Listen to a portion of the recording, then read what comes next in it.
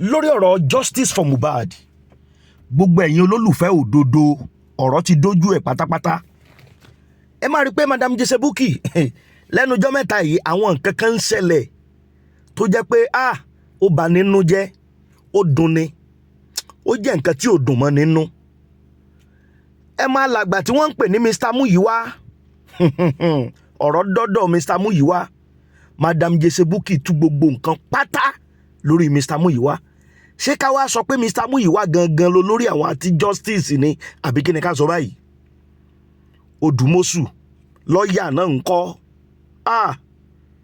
ó mọ̀ ga o lórí òkú ọmọ ọdún mẹ́rìndínlọ́gbọ̀n just 26 years àwọn èèyàn wá bẹ̀rẹ̀ sí ní wùwàkiwà ẹ dúró lórí òtítọ́ lórí ọ̀rọ̀ justice for Mohbad ẹ jọ̀ọ́ ẹ súnmọ́ bí ẹ nílò láti wo fọ́nrán yìí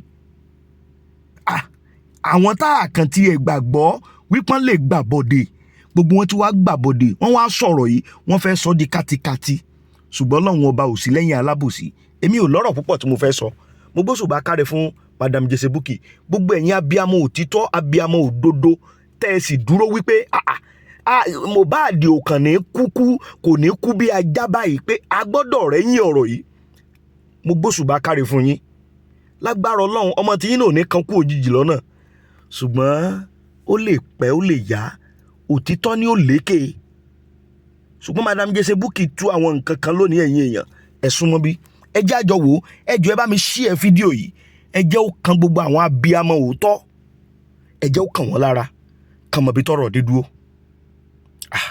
ó lágbára o ó bà nínú jẹ́ ẹ jẹ́ kí n gbé madam Jesse Bukky wọlé fọ́nrán òun rè. àtijẹ́ta àwọn nǹkan kan ti ń ṣẹlẹ̀ tó bá jẹ́ pé mo lè avoid kó má ṣẹlẹ̀ ni trust me a lot of things ti ṣẹlẹ̀ lórí íńtánẹ́ẹ̀tì regarding our seeking for justice tó bá jẹ́ pé mo lè avert nǹkan tó ṣẹlẹ̀ ní tó ti ń ṣẹlẹ̀ látijọ́ Sunday ni you all trust me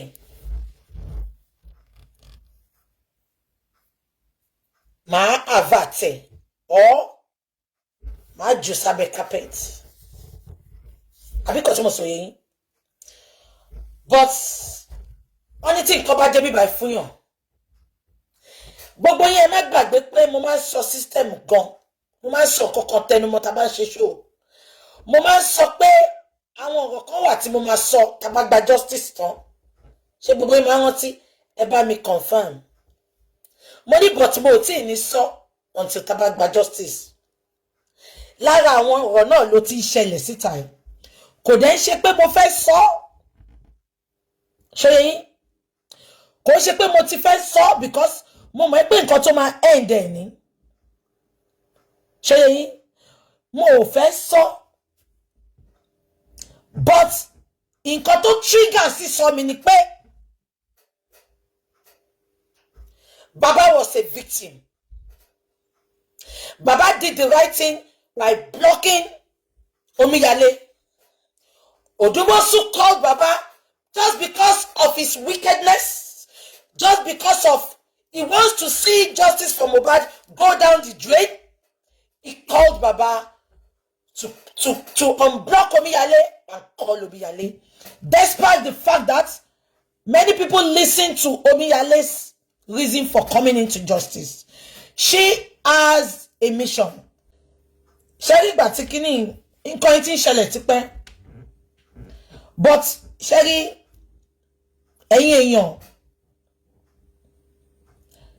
Emma try to calm down. Because Sherry Bitadeleni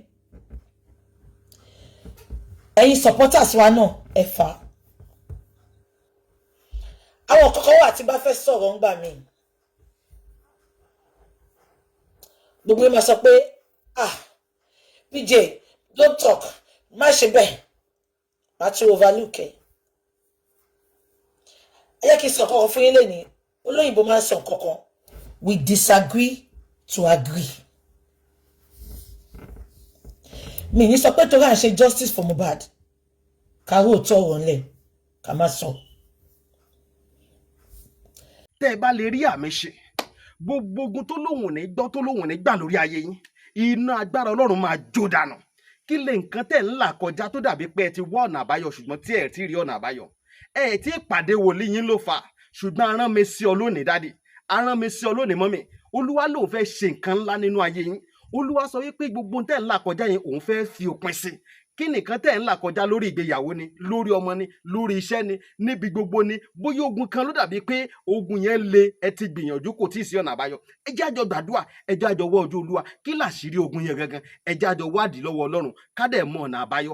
Ẹ̀rọ ìbánisọ̀rọ̀ tẹ́ fi pè mí fún àdúrà àti ọ̀nà àbáyọ òun náà ni +234 7025 475427 +234 7025 475427. Bẹ́ẹ̀ ṣe ń pè mí fún àdúrà lórúkọ Jésù ẹ máa rí ìyanu.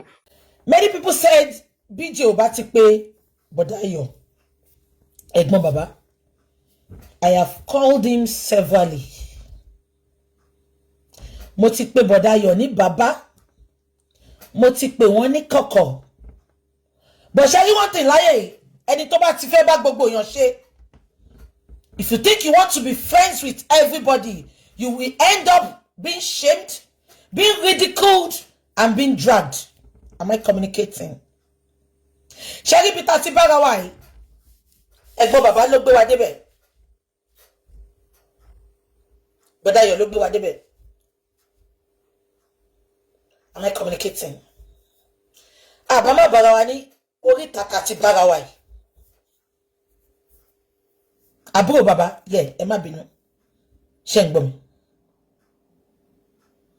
But that is not still the bone of contention.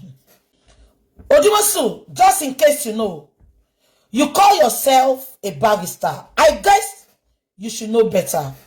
You went on a platform without informing your clients, which is Baba Mohbad, without informing Muyiwa, without informing people that were paying for you.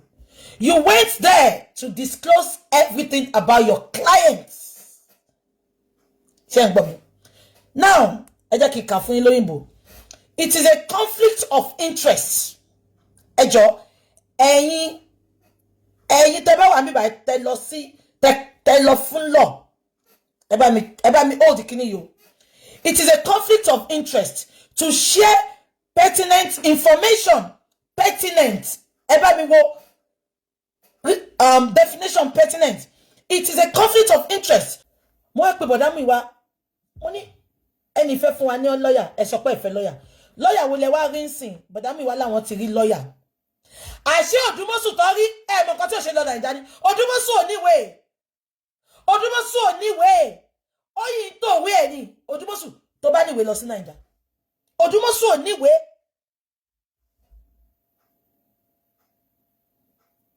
Ìgbà tó sọ pé wọ́n rí Odumosun. Gbogbo orúkọ mi orúkọ. Mo ní Bọ̀dá Ayọ̀. Àti ń lọ sínú story gan sí o. Mo kàn fún ní narrative. Bó ṣe bẹ̀rẹ̀ ni. Wallahi ta'ala mi parọ́. Odumosun tó wá ń sọ lánàá. Ipò òun sọ fáwọn bàbá pé òun ò tí lè ná Naija. Irọ́ ló pa. Ìgbà tó béèrè lọ́wọ́ ẹ̀ initially. Ó sọ fún wọn pé sorry, ìgbà tó ti ń ṣe inquest lọ. Ká tó lọ bá Wahab. Tó ti rí pé inquest yẹn ó ti ń bẹ̀rẹ̀. Wọ́n bá ẹni kó bàtà kó ni mo parọ́. Wọ́n pe Odumosun wọ́n ní inquest yìí ti ń go deep o. Ẹ máa láti wálé o. Ó ní mi tí lè wá. Ẹ jẹ́ káwọn ọmọ mi yìí máa ṣe lọ. Kò sọ fún wọn pé òun ò níwèé. Ṣùgbọ́n mi ń sọ fún yín sí ilé ni pé Odumosun ò níwèé. Ṣé ń gbọ́ mi? Ẹ jẹ́ ká máa sọ lọ. Mo ní Bọ̀dá Muyiwa, Odumosun tẹ́ lọ pè yìí ibo lẹ ti mọ̀. Ṣé rí Bọ̀dá Muyiwa kò ṣẹ̀mí o. Ṣùgbọ́n bí tó ti ṣẹ̀mí ni pé wọ́n ní odindi ọmọ kú. Wọ́n ní odindi ọmọ kú. Bọ̀dá Muyiwa ló ń fi lọ́yà. Wọ́n fi lọ́yà dá ọ̀rẹ́. Ẹ lọ ń pe lọ́yà tí ò lè lọlé. Lọ́yà tó ń gbé ìlú òyìnbó. Bọ̀dá Muyiwa, make it make sense. Ibi tẹ́ bá ti wá ń sìn. Afẹ́fẹ́ ò kì í fẹ́ kó má kọgi oko. Bọ̀dá Muyiwa o. Bọ̀dá Muyiwa o. Bọ̀dá Muyiwa o. Ìṣẹ̀dá yìí mo pè. Kẹgbẹ́ra kẹ máa bọ̀ bíbá ẹ̀ sínsìn.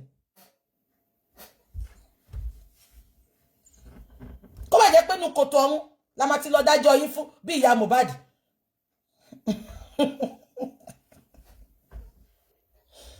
ṣé ń gbọ́ mi ìgbà táwọn àwọn Odumosun níwájú Ọlọ́run àti ènìyàn tá àpọ̀dọ̀ pé jẹ́rìí rọ wọ́n ní bọ̀dá Muyiwa ìbọ̀lẹ̀ tí mo máa yìí èèyàn kan ló introduce ẹ̀ sí mi wọn kì í yé sòyàn kan mo ní ta ló introduce ẹ̀ sí èèyàn kan ni kí ni mo dẹ̀ sọ fún yín mo lè mi jẹ́ nìkan mo kì í tọ́ pínpín kí n máa sọ pé mo fẹ́ mọ̀ I don't mo ní bọ̀ ṣẹ́ ni capable wọ́n ní barrister ni ó ní ẹ̀dá padà kò ń ṣe barrister ẹ̀dá padà mo ti ṣe findings ẹ̀ solicitor ni ṣẹ̀dẹ̀ láwọn solicitor yẹn inú ilé wọn náà lọ máa fi ń ṣe office ẹ rí pé ní last week tí mò ń sọ̀rọ̀ pastor Tobi bó níbi tí pastor Tobi ti kọ́kọ́ ṣe mistake ni pé ó lọ gba lọ́ọ̀yà Nàìjíríà wọ́n máa bà kéèsì jẹ́ fún ẹni mo wá lọ deep mo lọ ka story pastor Tobi lọ́ọ̀yà tí pastor Tobi gbà ó pẹ̀lú nǹkan tó ṣe fún pastor Tobi níwèé story for another day nìyẹn mo ní lọ́ọ̀yà tẹ́ gbà yìí mo ní ẹ̀dá padà kó ṣe barrister solicitor ni mo ní lọ́ọ̀yà bíi ṣájà ń bail lọ́ọ̀yà bíi kí landlord fẹ́ lé tenant kúrò nílé iṣẹ́ tó máa ń ṣe ń bí nìyẹn bí a lọ́ọ̀yà pé yẹn ò san council tax mo níṣẹ́ tí àwọn Odumosun máa ń ṣe nìyẹn mo ní ẹ wá lọ gbé ikú ọmọlé lọ́wọ́ Bọ́dáyọ̀ ẹ bọ́ síbí báyìí ẹ má dẹ̀ yìí máa gbé platform yìí later ikú tí Mohbad kú ẹ sí mbẹ o the fact pé bàbá gbélé yín lọ́wọ́ pé kẹ́ jẹ́ leader ẹ lè máa fọwọ́ lálẹ̀ fún wa àpọ́nlé lára ń fẹ́ pọ́n mi lé kí n pọ́n ẹ lé ni àbí mo parọ́ gbogbo yín mo pe Bọ̀dáyọ̀ ńjọ́ náà mo ní Bọ̀dáyọ̀ bàbá yóò lè gbé wa délẹ̀ lérí kí n má sọ bẹ́ẹ̀ àti ìgbà wàhábù ń gbà yẹn o ṣóyẹ yín wọ́n lè dúró náà ẹ tẹ̀jẹ́ ká wá gbà pé Odumosun níwèé báwo lèèyàn ṣe máa wà ní London tó máa lóun fẹ́ máa ṣe atukọ̀ ní Nàìjíríà make it make sense ṣé ìbọ̀dà ayọ̀dẹ̀ ṣe wà yẹn ó mọ bó ṣe máa mú síyàn lórí wọ́n ti ń pè mí láti jẹta àbíjọ Sunday mi ìgbé fóònù wọn I purposely don't want to pick his call because n bá gbé fóònù yẹn báyìí èmi mo máa ní heart forgiving heart wọ́n ṣe mí o bọ̀kọ́ dúró sáyé wọn ká máa ṣe justice wa lọ I don't want to talk to him again because mo ti bá wọn jà ń kọ̀rọ̀ mo ti ṣe gbogbo ilé ìta wa ń sọ mo ti bá wọn jà ń kọ̀rọ̀ but I can see he doesn't want to change.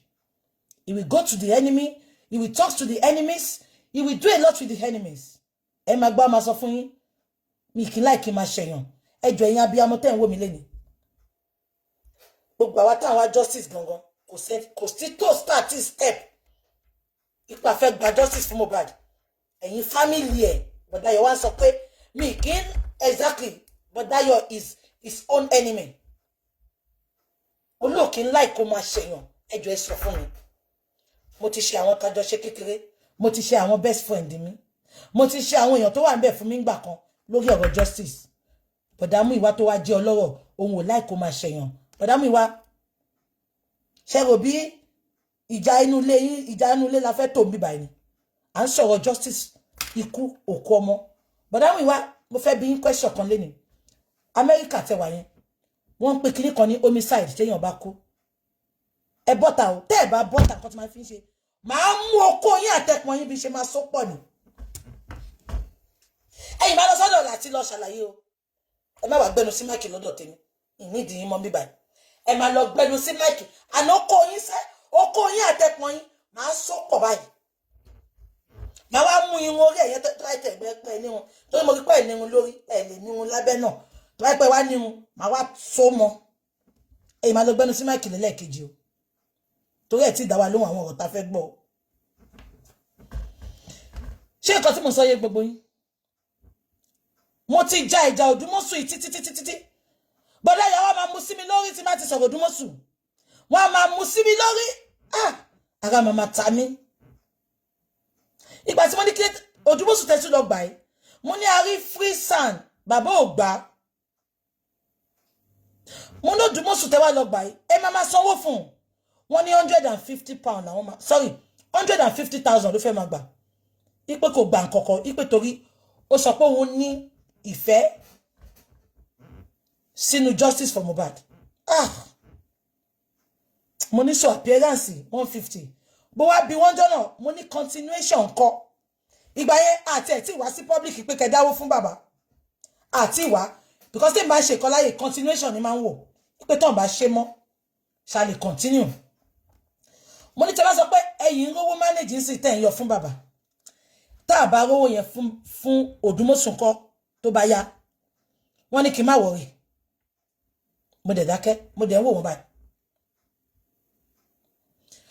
Odumosun apárí ìwọ sọ pé èmi ò bá pè ẹ́ ni kémi pè ẹ́ èmi mi lè pè ẹ́ kí ni mo fẹ́ pè ẹ́ fún because ó ní mo dislike ẹ Odumosun Ọlọ́run á bí ẹ fọ́rọ̀ tó sọ yẹn ó rántí pé gbà kan ó rányàn kan sí mi kó wá bá mi kí n bá jà fẹ́ tó ẹ̀ ó lẹ́ni yẹn wà ń bàdàn ipò wọn pa bàbá ẹ̀ ó rántí Odumosun bí a girlfriend ẹ tiẹ̀ ni ó lé mi èmi kórìíra ẹ ó lé mi kórìíra ẹ pé mo bẹ́ẹ̀ sọ̀rọ̀ rí pé èmi wá gbé ẹ gbọ́ nǹkan tó sọ lọ́dọ̀ olóṣì tó bí ọmọ àlè tó lóhun bímọ yìí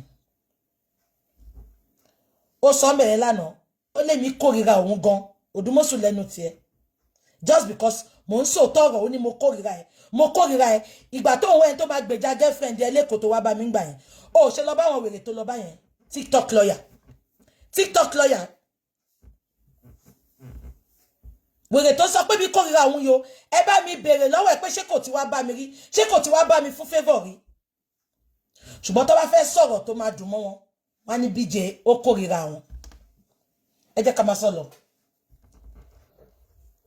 mo wá sọ fún Bọ́dáyọ̀ wọ́n ní kí n má worry Bọ́dáyọ̀ I know you are very very intelligent I don't know why you went to accept Odumosun from the illiterate that introduced Odumosun to you à ń sọ̀rọ̀ ikú tó pàyà tíṣà à ń sọ̀rọ̀ murder case America lẹ́wà Bọ́dáyọ̀ any murder case ní America àwọn wo ló máa ń treat ẹ̀ Bọ́dáyọ̀ ṣé àwọn mere solicitor ló máa ń treat murder case ni àbí àwọn barrister àwọn attorney tó ju attorney lọ Bọ́dáyọ̀ ó wá di ọ̀rọ̀ justice for Mohbad ẹ̀yin wá lọ ń gba solicitor tó jẹ́ pé kóòtù tó máa ń lọ minimal court ní UK ní kóòtù tó kéré jù ní UK ní kóòtù tó ti ń gba council tax kóòtù tó ti ń sin gbèsè council tax kóòtù tó ti ń sin owó rẹ́ǹtì kóòtù tó ti ń sin owó credit card kóòtù tó ń lọ́mbì nìyẹn àwọn solicitor Bọ́dáyọ̀ èmi ń bí yín ní sẹ́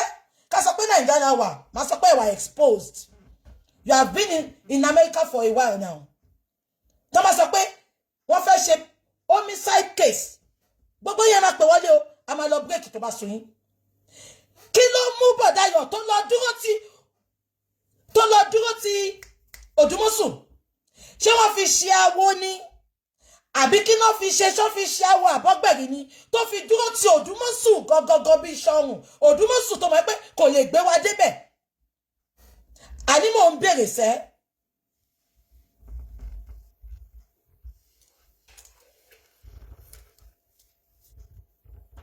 ṣé bọ̀dá Muyiwa ọmọ mọ̀ tí wá sí ọ̀nà pé ẹ máa ṣáà waste time ara yín lọ because I don't get it.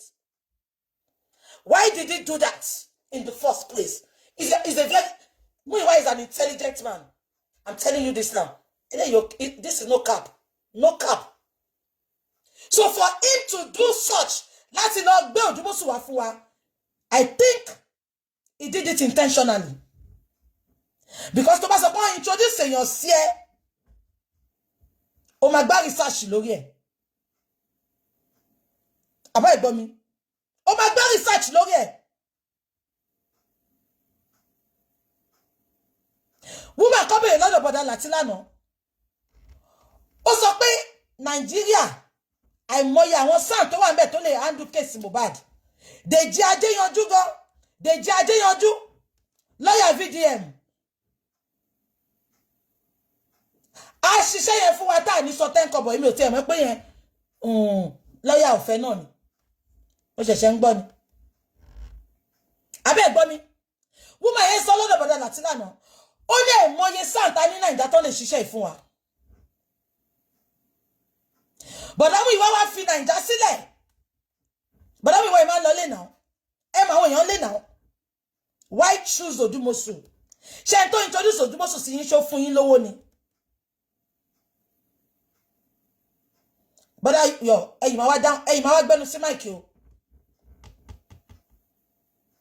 ẹ máa wá gbẹnu sí máìkì lọ́dọ̀ bọ̀dà láti because wọ́n bèèrè lọ́wọ́ yín lánàá pé bólẹ̀ ti mọ Odumosun ẹ̀ lè sọ wọ́n bí Odumosun náà pé bó ló ti mọ̀ yín ẹ̀ lè sọ ẹ̀ kan sọ pé ṣú èèyàn kan l'Amẹ́ríkà mo fẹ́ mọ̀ èèyàn yẹn o kí n tó wá gbéyàn yẹn ṣépè pé tó bá yẹ pọ̀ mọ́ tiẹ̀ ló kú ṣé Odumosun ló máa lọ bá bọ̀dà Muyiwa if not because I was always respecting you then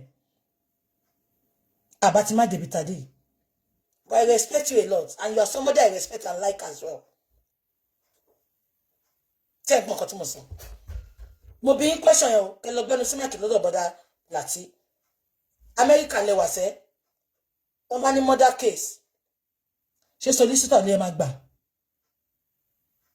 ó kàn dé pé ẹ mọ̀mọ́ ṣèkà fún wa ní bọ̀dà yọ ẹ mọ̀mọ́ ṣèkà fún wa ní you intentionally want to do tinú mi ni máa ṣe interfering because if not kò jẹ́ Odumosun lọ́jọ́ tẹ̀lé tó bá yẹ pé ẹ̀ ń dó light off àti olórí burúkú tó dàbí short put yẹn ẹ pé tó star yín ni wọ́n tó mọ̀ pé iná láìkí obìnrin báyìí mo mọ̀ yín dáadáa ó dàbí tẹ́lẹ̀ náà wọ́n ẹ ti toast ẹ̀ rí ṣé ẹ̀ toast wọn lẹ ṣe ń gbọ́rọ̀ wọn ni ṣé ẹ̀ toast wọn lẹ ṣe ń gbọ́rọ̀ wọn because mo mọ nǹkan tó dé tẹkọ̀ ṣe lọ gba Odumosun for what ẹ jẹ́ ká máa sọ lọ mo dẹ̀ ń bá wọn sọ̀rọ̀ lórí Odumosun lójoojúmọ́ wọ́n ní kí n má worry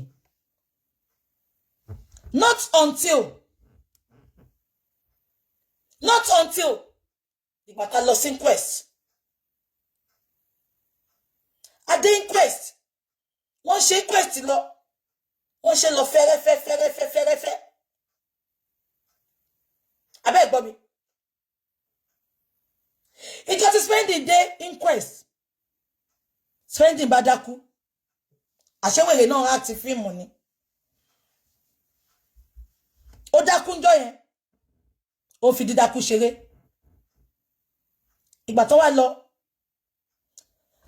àǹtí yẹn kàn pè mí ni wọ́n náà fẹ́ yẹ kí n máa gbọ́n kankan wọ́n bá test mi mo wà lórí fóònù dẹ̀ ń gbọ́ àǹtí wa ń béèrè lọ́wọ́ George yẹn wọ́n bá yàn kan sọ̀rọ̀ àǹtí náà connect mọ́ call yẹn ṣé ń gbọ́ mi wọ́n sọ fún George wọ́n sọ fún wọn pé wọ́n kíra wọn wọ́n sọ pé ẹ kú iṣẹ́ mà kíní kan mọ́mì inquest yìí ìgbà wo la máa lọ sí high court ó bá sọ pé tí ò bá ṣe ọmọ tó dákú lè ní nǹkan o àwọn ò bá ráàdùn inquest up ní dọ́tí spending dákú yẹn ìpéjọ yẹn làwọn fẹ́ ráàdùn up káwọn dẹ̀ send ẹ̀ sí higher court ṣe ń gbọ́ mi mo ti ń débi ọ̀rọ̀ ńsìn àǹtí bá ní èèyàn mẹ́rin lẹ náà gbé wá sí inquest ṣé bó ṣe máa ń ṣe nìyẹn ni George yẹn sọ pé kò ṣe bó ṣe ń ṣe nìyẹn nǹkan tẹ́ bá present lọ́ máa investigate nanti yẹn bá dáhùn pé àwọn èèyàn yìí pọ̀ tó involve nínú ikú Mohbad yìí ẹ máa gbọ́ o nurse lawyer bàbá driver tó wa mọ́tò Naira Marley Sam Larry wọ́n ṣàdárúkọ gbogbo wọn ṣé ń gbọ́ mi lawyer yẹn ní gbogbo application yẹn ò sínú application tí lawyer bàbá submit o which is Odumosun ó léèyàn mẹ́rin àbí márùn ni Odumosun submit which is prime boy spending kẹmọ epo lórí Odumosun ti gbàbọdè fún wa tipẹ́ ó lọ mú àwọn witness ló lọ ń kọrúkọ wọn pé kọ́ pé wọ́n wá sí inquest ó kọrúkọ àwọn suspect Wùnmí nìkan ló wà ńbẹ̀ tó jẹ́ suspect ẹ wà àwọn tó Odumosun kan tó ní kan interview Ashana Àdúrà spending prime boy bàbá gan tó sọ̀rọ̀ kò jẹ́ kí bàbá sọ̀rọ̀ because bàbá is a witness èèyàn mẹ́rin tí Odumosun kọ sínú lẹ́tà nìyẹn àti ẹ wá bí judge pé kí ni ká ṣe ń sìn máa because àwọn tó witness ikú ọmọ ìgangan àwọn tó jọ wà nínú mọ́tò àwọn tó wà nínú ilé wọn ò tí ì gbé wọn wá sí court wọ́n bá yẹn ní ohun tí ẹ̀rọ bóun fẹ́ pẹ́ lórí kinní yìí o olóhùn ẹ̀rọ bóun fẹ́ pẹ́ o bóun ti fẹ́ submit ẹ̀ káwọn move on even nurse Odumosun ò kọ́ sínú kinní yẹn but àwọn ìwà wa ń sọ fún mi pé he is capable láti máa lábọ̀ àbí bí ṣe gbọ́ yẹn báyìí bọ̀dá Muyiwa mo kọ́kọ́ pè bọ̀dá Muyiwa ni mo kọ́kọ́ pè mo ní bọ̀dá Muyiwa ẹbí wọn mo ní mi ní forgive yín tí nǹkan kan bá ṣe justice for Mohbad wọ́n ní kí ló ṣẹlẹ̀ mo ní báyìí ló ṣẹlẹ̀ wọ́n lè dé Odumosun wọ́n join ní wèrè sórí call tẹ́lá bó ṣe ń sọ̀rọ̀ ọ̀rọ̀ ẹ̀gán wà wọ́tírì mi dẹ̀mọ́ ṣé kó jẹ́ ká gbé wọn wá ókè ẹ jẹ́ kí n pa àwọn lọ́yà ní Nàìjíríà kí ní kó make application mo ṣàdákẹ́ mo ń wá àwọn méjèèjì mo ń wọ̀ lẹ́tẹ̀ láàfà ọ̀lẹ́ tó pẹ̀ ọ̀lẹ́tẹ̀ láàfà àwọn Muniru àtàǹbàlì mo ń wá àwọn méjèèjì lórí fóònù ń dọ́yẹ̀ báyìí wà láìtàláì gbogbo àwọn tó ń sọ̀rọ̀ gbogbo ìjà tí mo jà lẹ́yìn nìyẹn bọ́ mo lè já síta because mi ìfẹ́ kan tó máa ní àbíjẹ tún ti bẹ̀rẹ̀ mo wá ń wo Muniru àtàǹbàlì mo ń wò wọ́n lórí fóònù báyìí so sister Bukky ṣé George ló sọ bẹ́ẹ̀ mo ní president ni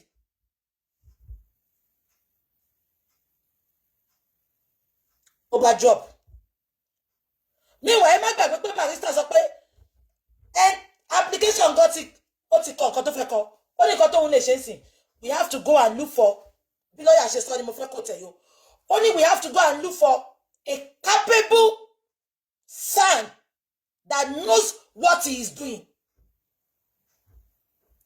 capable son wọ́n sọ ń bọ̀dá yọ mo ní son la need níbi tá a dé yìí o mo ní because son lọ sọ pé need tó lè gbé new application wọlé ẹsẹ̀kẹsẹ̀ ń jọ yẹn bọ̀dá yọ ní meanwhile àwọn ọmọ mi kan náà ti inbox bí ti pẹ́ pé fàdílé àbí kinní kan mi ìmọ̀rúkọ big son báyìí nílùú bàbá Èkìtì ṣóyè yín mo ti sọ fún bọ̀dá Muyiwa rí bọ̀ tán sọ pé Tinubu ló bá ṣiṣẹ́ mo tún sọ fún wọn jọ yẹn mo ní ẹ̀ṣẹ̀ jẹ́ ká sáré pé because mo mọ nǹkan tá fẹ́ ṣe é sìn wọ́n ní kò ní dáhùn pé toró ti ń bá Tinubu ṣiṣẹ́ now kí ni mo fẹ́ fàyàn bí tí mo sọ̀rọ̀ dé ìgbà tí bọ̀dá Muyiwa mọ̀ ipò Odumosun máa gbé wa débẹ̀ kí ló dé tó ṣe wá ṣẹ̀ṣẹ̀ accept láti gba san get ṣe mo sọ pé Odumosun mọ nǹkan tó ń ṣe ọ̀ǹtì ìgbà tí mo sọ pé wọ́n ní kò tí ì ṣiṣẹ́ yẹn kùnà o ipe tó bá gbé ìbá inquest ta ṣe yẹn tó bá gbé dé higher court ọmọ yẹn sọ fún wa categorically ìjọ yẹn ni ó ní ọmọ tú ẹ̀ outside the window because kò sí nǹkan kan bẹ́ẹ̀.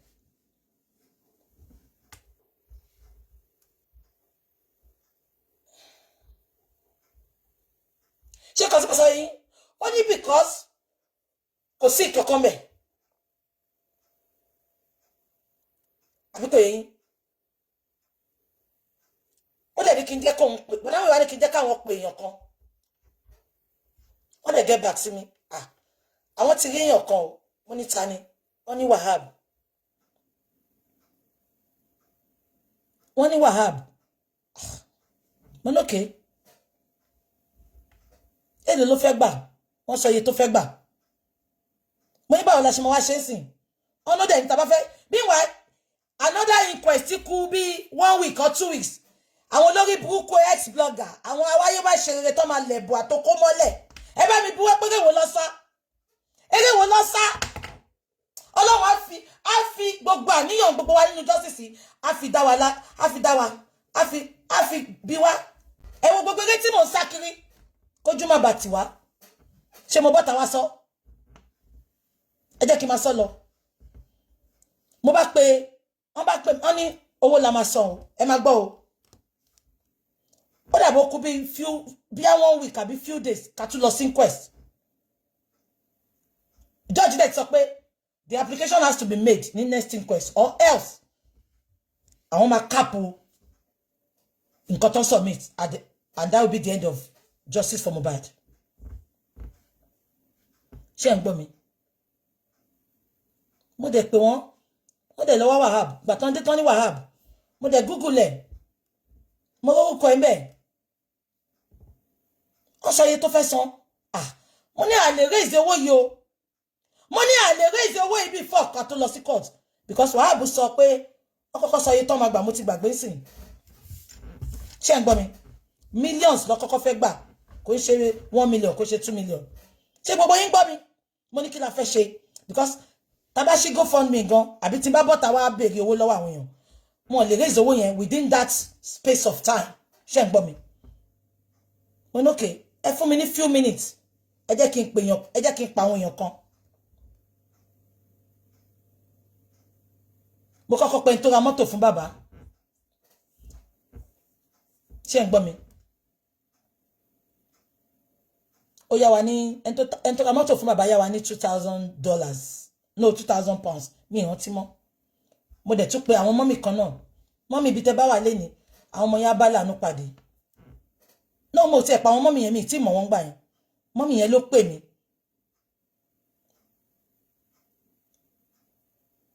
wọ́n náà wọ́n gbọ́ show mi mọ́mì yẹn náà wá kó almost 5,000 fún wa bá ṣe raise 7,000 ní ipe kan sáré fi san deposit fún Wahab ẹ bá mi bi àwọn olórí burúkú yá èèyàn kan sọ pé you said it that somebody borrow us money God bless you ṣe pé mi parọ́ eré wo lọ sásẹ́ because Wahab dé tán gbogbo wọn ń fò kiri eré wo lọ sá mo ní ẹ kọ́kọ́ lọ fowó yẹn sanwó náà tàbá lè máa fi wá béèrè owó a máa dá padà ṣé ń gbọ́ mi adẹ̀bọ́ta mo ní ẹjọ́ mo dẹ̀ sọ́mọ̀dá yọ̀ mo dẹ̀ pé bàbá lẹ́sẹ̀kẹsẹ̀ mo ní bàbá ẹ lọ ṣí another account bàbá láwọn ní account mo ní no account tí mo fowó sí fún yín kọ́ yẹn àfẹ́ yẹn ẹ lọ ṣí fresh account mo dẹ̀ pé gùrẹ́sì ẹ tẹ̀lé bàbá kẹ lọ ṣí fresh account bàbá mi wá ẹ ṣí GoFundMe because àwọn kan wọn lè send owó sẹ́kọ̀ọ́ àwọn tó fẹ́ fún wa lówó lẹ́kọ̀ọ́ wọn lè send owó abroad bàbá mi wá dẹ̀ láwọn ó dàbí ó náà wọn ti ní GoFundMe tẹ́lẹ̀ mi tiẹ̀ rántí àbáwọn máa lọ ṣí mi ìrántí mọ́ ìgbà tán lọ tán dé ṣé rántí èmi wá béèrè owó yẹn bọ̀ mo ní máa gbá account jáde tán bá ti ready wọ́n dẹ̀ gbé account yẹn jáde eventually mo dẹ̀ gbé síta ìgbà tí gbogbo yín dé GoFundMe ebi òkúkú lọ owó tí mo fẹ́ fi sí ni mo fi sí tí mo kúrò mbẹ̀ ọlọ́run wá pè mí pé BJ o máa nídìí yín fún nǹkan kan mo ní kí ni wọ́n náwọn èèyàn wọ́n ń ṣe ṣó pé àwọn ò fẹ́ ipa àwọn ò fẹ́ fọwọ́ sí GoFundMe pé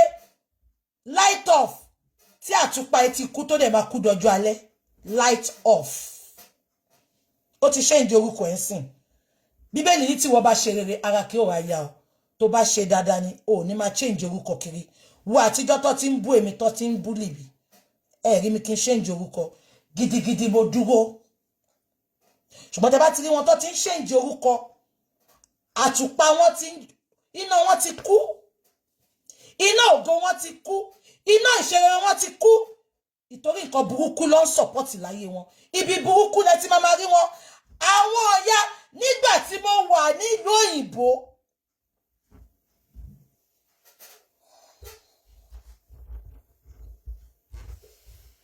abẹ́ ẹ̀gbọ́n mi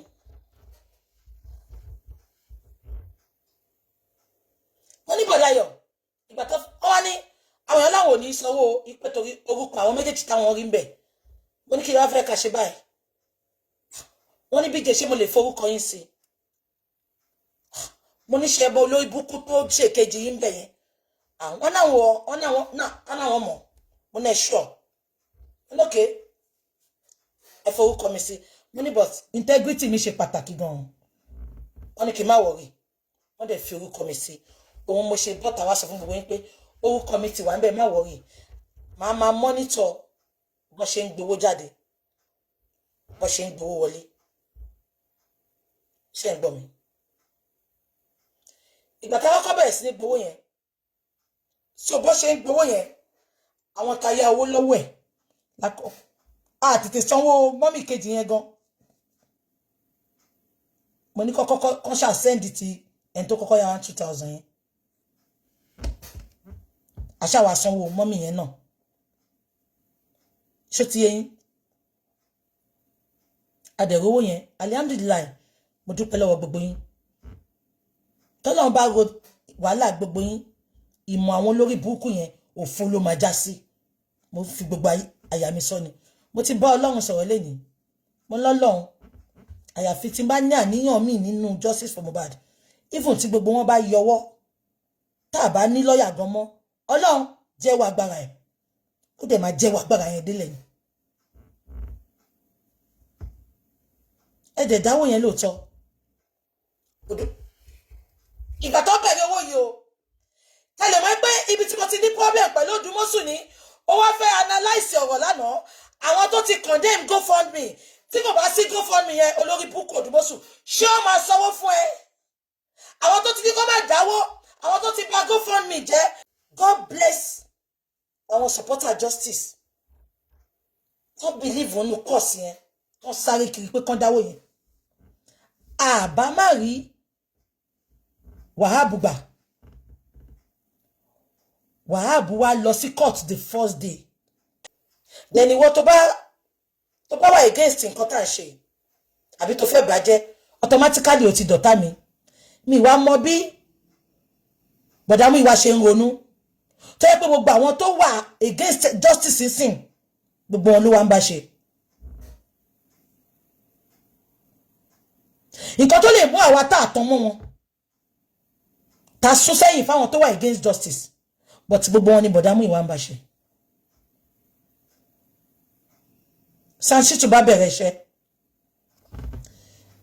Sansitu bá meanwhile bí Sansitu ṣe bẹ̀rẹ̀ iṣẹ́ mo pé bàbá àti bọ̀dá Muyiwa wọ́n ní ẹ jẹ́ kó Odumosun máa lọ owó olówó là ń ná yìí owó àwọn public a lè máa ná bá ṣe rí mo ní we cannot be paying 2 lawyers mo ní even kó jẹ́ pé 50,000 Odumosun ń gbà àfẹ́mọ́ o mo ní Wahab is capable wọ́n ní àlè Odumosun sí yìí because according to the etiquette of law nǹkan tó sọ fún mi mo wá sọ fún yín jọ yẹn o bọ̀dá Muyiwa ló sọ fún mi tó sọ pé yẹn wọn lè lé ipe fídíò ipe ká jẹ́ kó ṣe DNA because a ní kó gba DNA lọ́wọ́ ẹ̀ kó jẹ́ kó máa lọ ni wọ́n ní no bọ̀dá Muyiwa ló sọ fún mi wọ́n ní Wahab sọ pé wọn lè lé ipò máa bá wọn ṣiṣẹ́ pọ̀ ni ṣé ń gbọ́ mi bọ̀dá Muyiwa dẹ̀ sọ and I quote wọ́n ní tó bá ti ṣe DNA tán a máa lọ which is nǹkan tí bàbá Mohbad náà sọ fún mi ṣé ń gbọ́ mi mo ní òkè ṣé rántí mo pọ́ tánjọ́ ẹ̀ mo padà wá ṣàlàyé fún gbogbo pé Odumosun ò tí lè lọ ṣé rántí Odumosun ibo ló wà ìgbà tí mò ń pọn ẹ lé lórí internet mi ì mọ̀ ẹ̀ but àwọn nǹkan tí bọ̀dá Muyiwa mú sí mi lórí lèmi náà fi ń believe wọn because I have no mi lè sọ pé mo support èèyàn kí n máa doubt ẹ̀ àṣewọ́ ni bọ̀dá Muyiwa gan pa fẹ́mi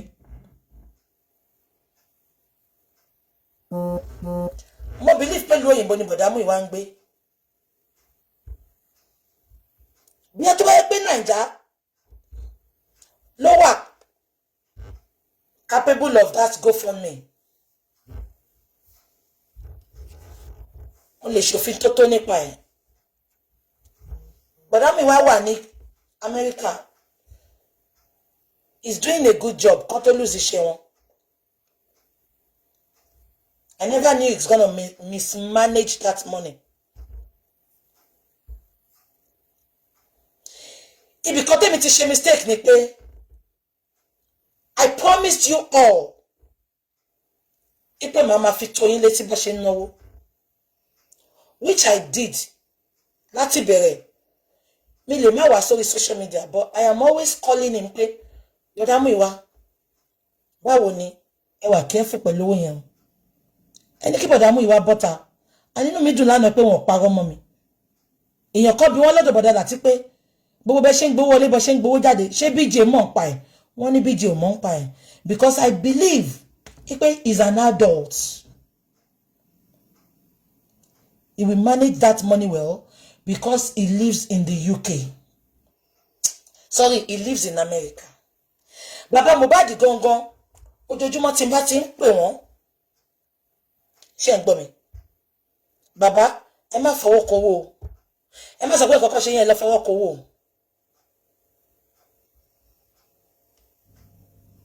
Abeg gbọ́ mi.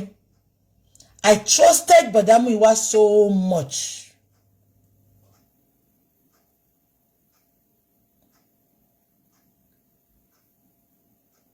Àṣé gbogbo ìlú ti change orí ti yí padà. Àṣé wọn ò san 150 fún Odumosun mọ́.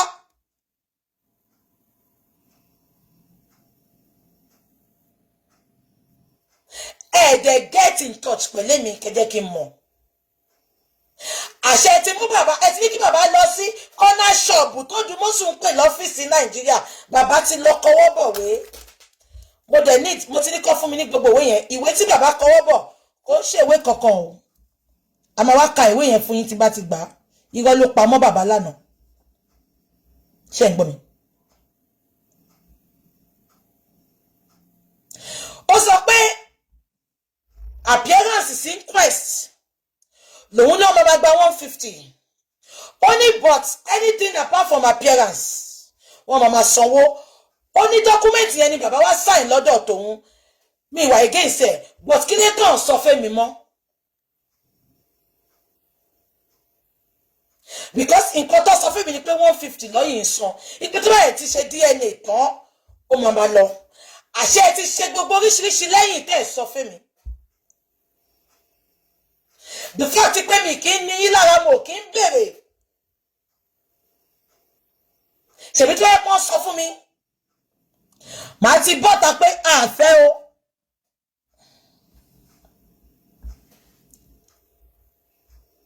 Abẹ́ gbọ́ mi.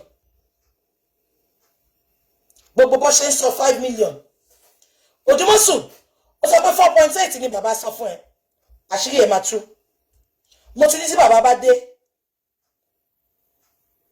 Mo ti ní kó sọ fún wọn. I need every printout. Mo fẹ́ jẹ́ ká gbéra wa débi ká fẹ́ dé. Odumosun, I wanted to let it slide. Ká dẹ̀ continue justice wa. But Odumosun, màá prove ẹ wrong fún gbogbo ayé lẹ́yìn. Tí n bá ti gba statement of account yẹn.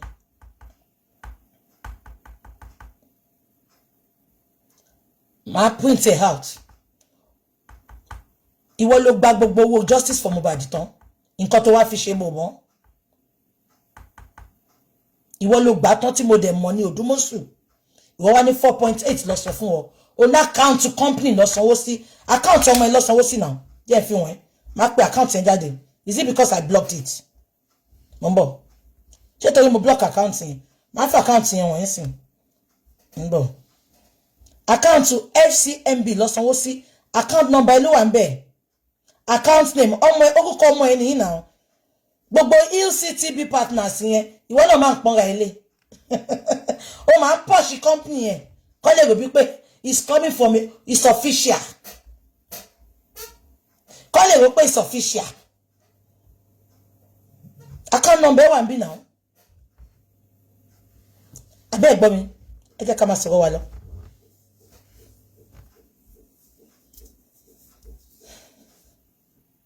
Ìgbà tó sọ fún mi pé Odumosun ló handle DNA ẹ pé bọ̀dá mi wá atẹ́pọn yín àtòkò yín bí ṣe máa bá yín lọ́pọ̀ ní. Ẹ̀yin máa lọ gbẹ́nu sí máàkì lọ́dọ̀ láti o. Ìgbà tó lóun ló handle DNA. Mo ní wáyé tó ṣe máa jó Odumosun bọ̀dá mi wá. Wọ́n jẹ́ kí n mọ̀ ìgbà tí mo ní kó máa lọ lọ́ní ó ń ṣe DNA lọ́wọ́. Mo mọ̀ pé àwọn kan máa sọ pé wáyé tó fi gbọ́dọ̀ mọ gbogbo ẹ̀. nǹkan tí mo fi gbọ́dọ̀ mọ̀ ni pé orúkọ mi wà nù GoFundMe ẹ má gbàgbé ẹ̀dẹ̀mẹ́pọ̀ owó lọ́fẹ́ náà yìí ṣe ń gbọ́ mi Odumosun ló wá do DNA mo ní DNA ti wà compromise mo ní kí ló dé mo ní eléyìí lọ́yà gbẹ̀rígbẹ̀ yìí Odumosun lọ́yà gbẹ̀rígbẹ̀ yìí eléyìí ló fẹ́ lọ wojú adájọ́ tí ò dẹ̀ lè lọlé tí ò lè lọlé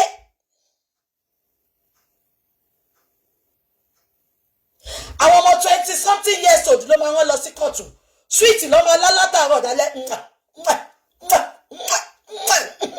kò yé mi fún wọn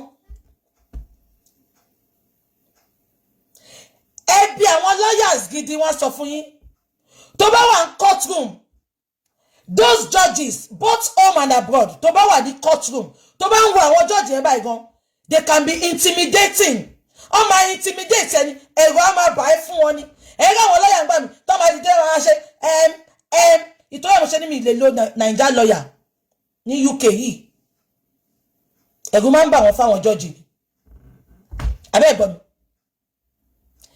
home and abroad ẹ lọ bí àwọn lọ́yà wọn á sọ fún yín tẹ bá ń wo judge báyìí bí agbára tó ti ní lára ni bí ọmọ ń ṣiṣẹ́ yẹn sára ni kò yé mi tẹ bá ń wo àwọn judge báyìí wọ́n máa ń wà intimidating ẹ̀rù máa bà yín bákanbákan fún wọn.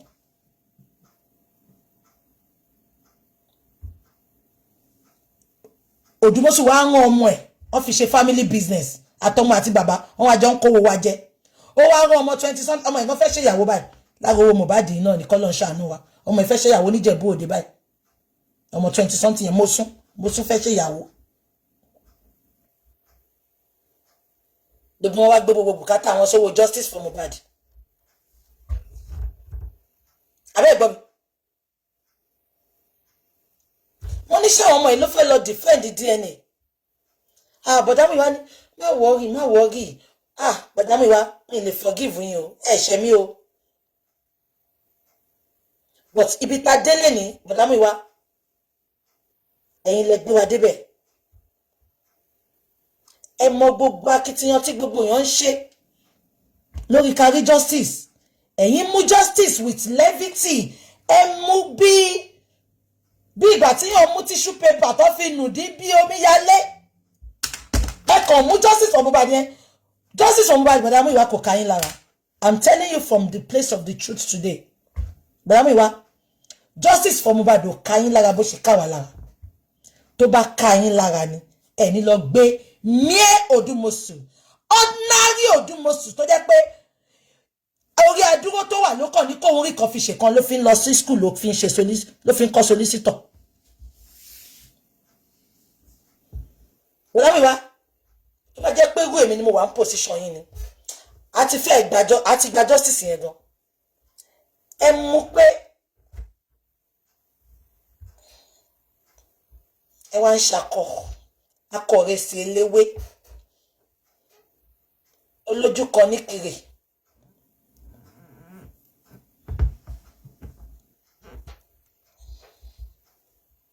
abẹ́ ẹ̀gbọ́n mi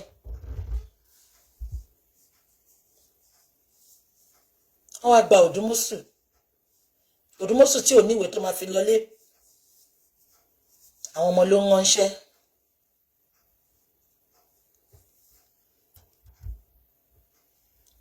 ìgbà tán lọ bá sàn ẹ máa gbọ́ ó ń sọ̀rọ̀ lórí fóònù pẹ̀lú àwọn ọmọ ètò wọn lọ sọ́dọ̀ Wahab ìgbà tó fẹ́ kọ àwọn tó máa pè padà wá sí court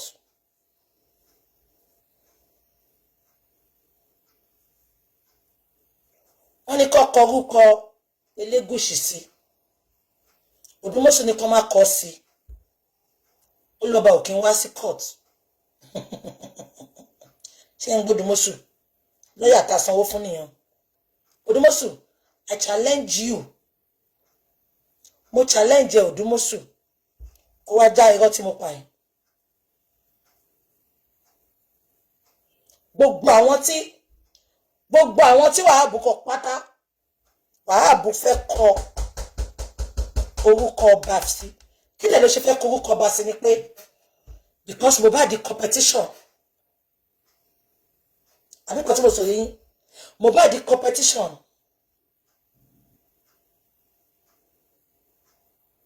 ìtorí petition yẹn náà ṣe fẹ́ korúkọ bá sí but Odumosun sọ fún Wahab pé ẹ má jẹ́ ká kọ sísá ṣé ń gbọ́ mi ó ní ẹ má jẹ́ ká kọ sísá wọn lè gbé ọba wá court kò lè mọ nǹkan kan mo sọ fún pé kò ń ṣe lọ́yà ebi ló lè débi lọ́yà adúró ló lè débi lọ́yà intelligent lawyer máa mọ̀ pé in the process of seeking for justice in an homicide case everybody is a suspect ẹ má bínú tó jábọ́ lẹ́nu mi ọ̀rọ̀ yẹn ká mi lára Odumosun mo challenge ẹ kò ní mo parọ́ ibi tí mo ti kọ́kọ́ rí fail nìyẹn kí ló mú Odumosun sọ pé wọn ò lè gbé ọba wá sí court ẹ má gbàgbé pé best tí Odumosun ní PS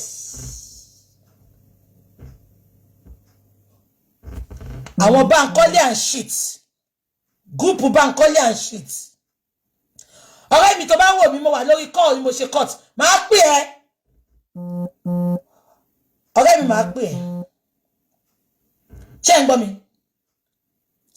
gbogbo àwọn Bankole and shit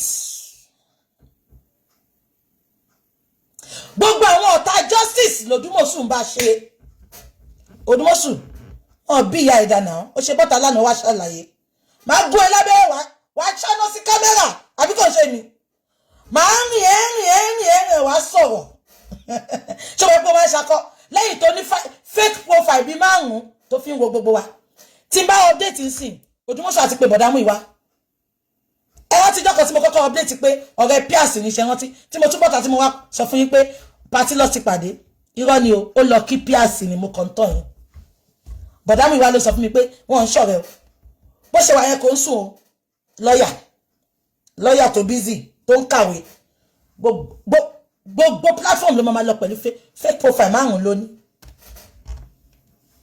ẹ rántí bí ṣe update ní ẹ pé ọ̀rẹ́ press ṣe rántí tí mo ṣe chat ó pè bọ̀dá Muyiwa ni báwo ni lọ́yà ṣe máa ṣọ́ gbogbo nǹkan tó ń update kiri bíbélì ní tí wọ́n bá ṣe rere ara kì ó ra ya o ẹ̀yin olóyìnbó ẹ bá mi parí kíní yẹn kíní kan conscience fear no kíní kan báyìí ṣe máa ń sọ ẹ̀yin olóyìnbó kíní kan conscience fears no something kí lè máa ń sọ yẹn kò yé mi ẹ bá mi sọ.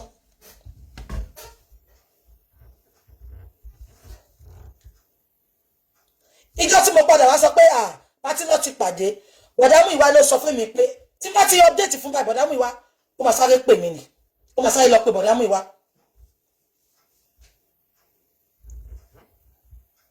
ṣé ń gbọ́ mi ìyẹn dẹ̀ lọ bẹ́ẹ̀ ìgbà tí mo gbọ́ yẹn ẹ má wò bí mo ti gbọ́ yẹn ti gbọ́ o kò pẹ́ tí mo ṣẹ̀ṣẹ̀ gbọ́ yẹn o ìyẹn ti Elégùṣì yẹn o kò pẹ́ tí mo ṣẹ̀ṣẹ̀ gbọ́ ìgbà tí wọ́n gbọ́ yẹn wọ́n wá match ẹ̀ together pé àbájọ so máa yìí ó mọ̀ kọrúkọ èèyàn 4 péré sínú inquest ó tó lọ gba Wahab ó mọ̀ kọrúkọ èèyàn 4 sínú inquest yẹn because nǹkan tó bá mú Wahab tó fẹ́ kọrúkọ Elégùṣì sí tí ṣé gbogbo yín gẹ̀ẹ́tẹ̀ ṣá tí Odumosun ní kọ́ máa kọ́ sí so Odumosun mọ̀ kọrúkọ èèyàn 4 kò ṣe pé kò mọ̀ nǹkan tó ń ṣe ó mọ̀ kọrúkọ èèyàn 4 ni ìtorí ó ti gbàbọ̀dé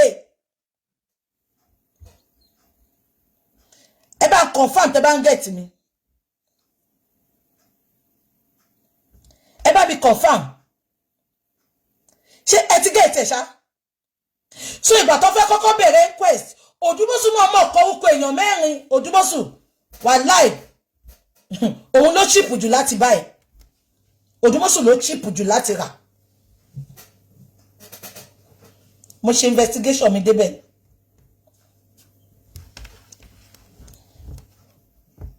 abẹ́ gbọ́ mi ìgbà tí mo wá gbọ́ nǹkan tó sọ yẹn ipò ní kí wọ́n má kọ orúkọ Elégùṣì sí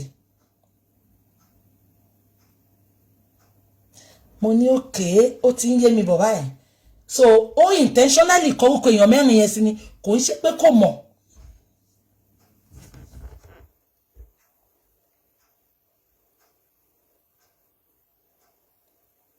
Okay. Àbíkó yín, ẹ jẹ́ kí n máa sọ̀rọ̀.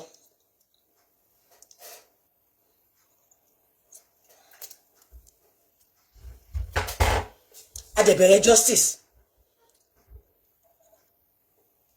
Adẹ̀ ṣe justice yẹn lọ.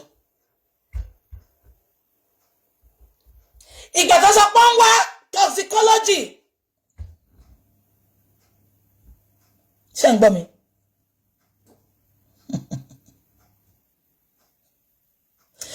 Odumosun Sherry Wahab, just because ó bá Odumosun bẹ́ẹ̀, then kí ni bàbá sọ fún Wahab? Because Wahab will always listen to Baba Mohbad. Kí ni bàbá aṣẹ́wó ni bàbá ti pa fún Wahab nípa Odumosun kò yé mi. Sorry, àbí nǹkan tí mo sọ yé yín. Because why tójú Odumosun ló ṣe DNA níwájú Ọlọ́run àtènìyàn mo ń búra fún yín lẹ́ni mi tètè mọ̀ pé Odumosun gan ló lọ́wọ́ ẹni tó ṣe toxicology mi tètè mọ̀ ìjọ tó sọ pé Odumosun ni èmi àti Gurexi we kicked against it gbogbo nǹkan tó ṣe yé ti Gurexi nìyẹn o ṣe rí tó ń ṣépè fún Gurexi lánàá pé ó ń pẹ́ kó tó kú sí hospital nǹkan tó ṣe yé ti Gurexi nìyẹn èmi àti Gurexi kicked against it mo sọ pé why Odumosun Adébọ̀dá Muyiwa ẹ̀yìn máa gbẹ́nu sí mike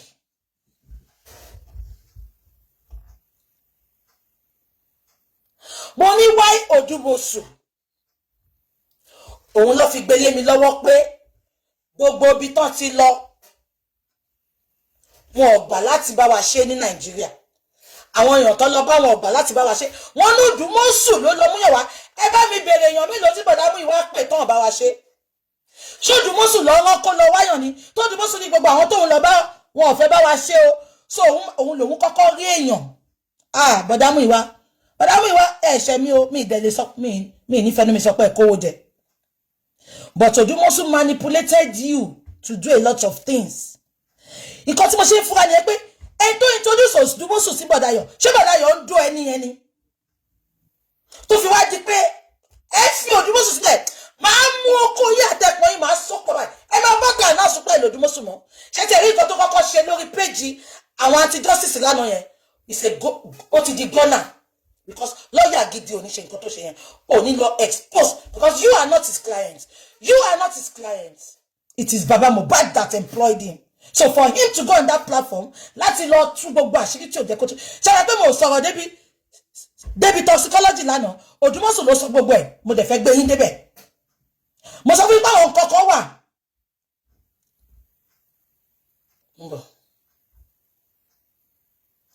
Lẹ́yìn mọ́lì, Tóyìn Pẹpẹrẹ́ǹpẹ̀, àti Barrister tí ò ní ṣe bà, ṣé ti sùn ní? Alẹ́ yìí ni máa blọ́ọ̀kì rẹ̀ ẹ̀yin máa fi dípò àwọn tó ń comment.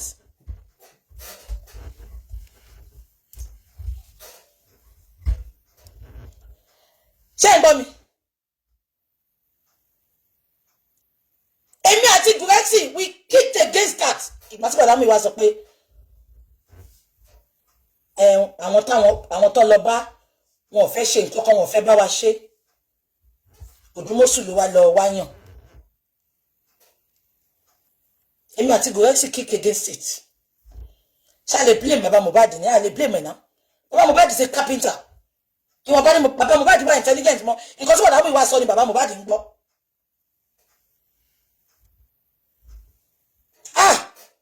Mo bá wọn fa wàhálà yẹn. But ṣé mo lè bọ́ta wá sọ ni? Wọ́n ti kó Odumosun lọ́wọ́. Wọ́n refuse.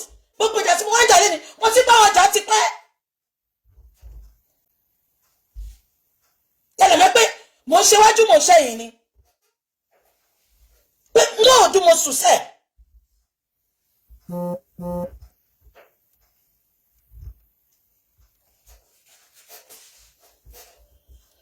anyway ó ṣe eventually sọ pé Odumosun léèyàn kan I'm not going to disclose that person. I'm not talking about that. Even toxicology gan mi fẹ́ sọ̀rọ̀ débẹ̀ but Odumosun sọ gbogbo ẹ̀ lánàá. So I had to tell you how it happened. Chengbomi. And we started the journey. Ẹ má gbàgbé pé Wahab ti wà nínú picture yìí ńgbà yẹn because mo béèrè lọ́wọ́ wọn. Ibẹ̀ yẹn mo ti wá mọ̀ pé ìgbà tí mo béèrè lọ́wọ́ bọ̀dá Yomi pé why tá ṣe lo Wahab? Because gbogbo tèmi èrò ọkàn tèmi ni pé owó tí Wahab charge yẹn pé gbogbo tá máa fi gba justice tí bàbá Mohbad máa fi gba ẹ̀tọ́ Mohbad owó yẹn lọ́sàn. Ìjọ ẹni bọ̀dá Muyiwa ṣe ń ṣàlàyé fún mi pé owó tán sọ fún Wahab owó tó kàn máa fi appear ní inquest ni. Wọ́n ní so anytime táwọn bá lọ bá Wahab for anything Wahab máa charge àwọn. Mo ní mo ní okay Wahab máa charge yín bọ̀ owó tẹ̀ ń kó fún Odumosun yẹn ẹ ti ká lọ kó fún Wahab kí Wahab ṣe gbogbo ẹ̀. Wọ́n ní Odumosun ti ń ṣe lọ.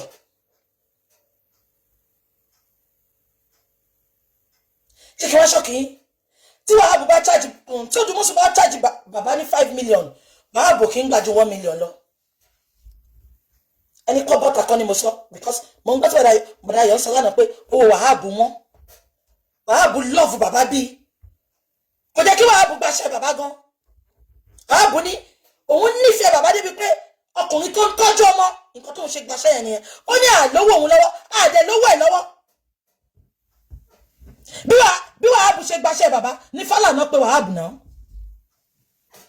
tó ní kó bá gbàṣẹ bàbá ìpé bàbá bú òun ṣé bàbá bú Fálànà ni bọ̀ wọ́n ní Wahab ní kí bàbá lọ bẹ Fálànà náà kó lè jẹ́ karọ́nà lọ kò ṣe pé Wahab bẹ̀rù ẹ̀ o. There was a reason for baba coming out to beg Fálànà. Mo sọ fún yín tí Odumosun tí ò níṣẹ́ ń bà barrister tí ò níṣẹ́ ń bà barrister Láìdé mo ti gbé oyè yẹn kúrò lọ́wọ́ ẹ̀ mo ti gbé fún Odumosun barrister tí ò níṣẹ́ ń bà Ọlájídé ìwọ ti níṣẹ́ ń bà nsìn ìwọ ti níṣẹ́ ń bà Odumosun ló jẹ́ barrister tí ò níṣẹ́ ń bà nsìn.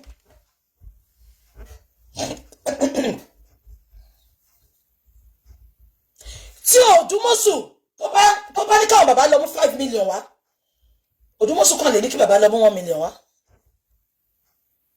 Ẹni kọ́ wá confirm nǹkan tí mo sọ yìí. Wọ́n ipò owó Odumosun gan wá wọ́n jọ̀wọ́ sànù lọ. But bọ̀dá Muyiwa kept giving it to him. Ṣé bàbá sọ lánàá pé wọ́n sọ lánàá pé gbogbo àwọn invoice tí mò ń gbé síta yẹn wọ́n ní àwọn kan kọ́ ni pé wọ́n sanwó yẹn ṣe wọ́n ti pọ́n ní wọ́n san. Okay, ẹ wá bá mi béèrè question kan lọ́wọ́ wọn. Owó tẹ̀mọ̀ ẹ̀ pọ̀ ní san kí ló ń kọ́ fún ṣe pé mo tún gbé mi jáde lánàá ẹ jẹ́ kí n ka fún yín. Application for paternity test. Application for paternity yẹn ìgbà tán apply fún DNA kò yẹ yín ṣe pé máa apply sínú court ipe kan ní kọjá kan lọ ṣe DNA kò ṣe application láti lọ ṣe DNA lélẹ́yìí o court lọ apply sí. Application for paternity test 500,000. Filing fees and incidental expenses 1.5 million. Anonymous fele si kelo kanbe. Mi mo ń gbàwẹ̀. Mo lè momi. Thank you. Èyàn kan ní kí momi. Mo ń gbàwẹ̀. Ẹ ṣé. Ṣé gbọ́ mi. Professional fee. Ẹ jọ̀ọ́ ná. Ẹni kò dùn bó ṣe wá ṣàlàyé nǹkan tó ń jẹ́ professional fee yẹn fún wa. Ó ní professional fee 3 million. Ẹ tún wò. This is another 5 million to charge. 5 million to charge mi báyìí. Ó tún yàtọ̀ sí tí mo post ní jẹta. Ṣé ń gbọ́ mi. Ó dẹ̀ ń gba kíní. Bọ̀dá yìí ò dẹ̀ padà wá sọ pé BJ o. Odumosun máa ń charge gan. Kí ni ká ṣe? Èmi dẹ̀ ti ń gbọ́ lẹ́yìn pé ó ń charge gan. Màá tún pè bọ̀dá yọ. Màá tún condemn máa yìí sẹ́ pé iṣẹ́ wo ni bọ̀bọ́ yìí ṣe? Iṣẹ́ wo ni bọ̀bọ́ yìí ṣe gangan náà?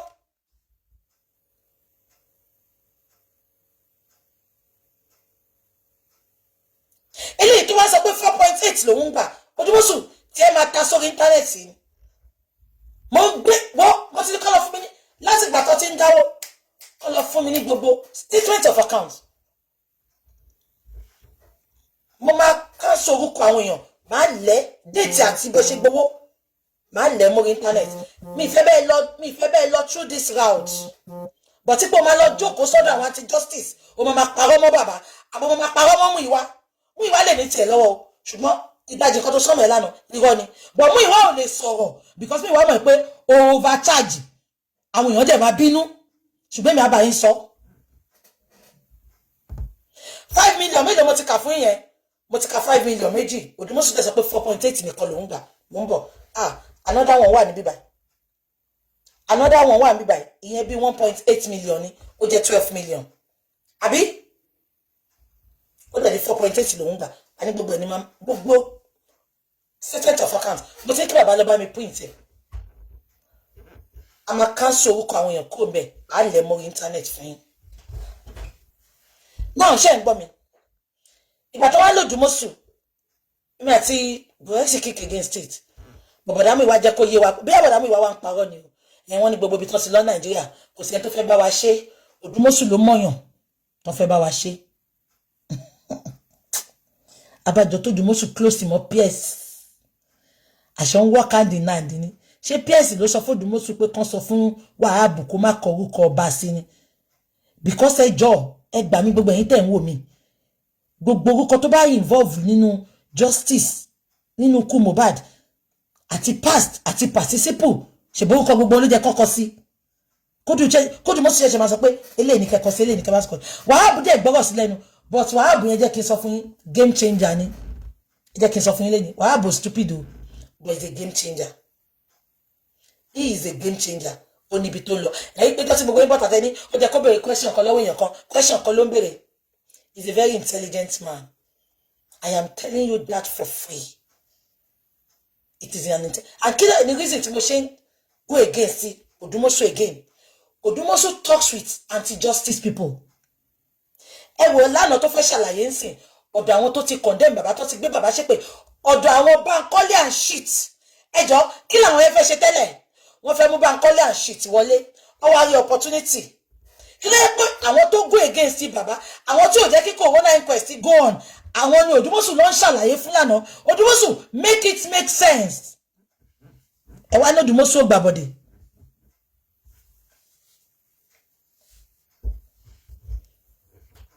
àbíkọ̀ yẹn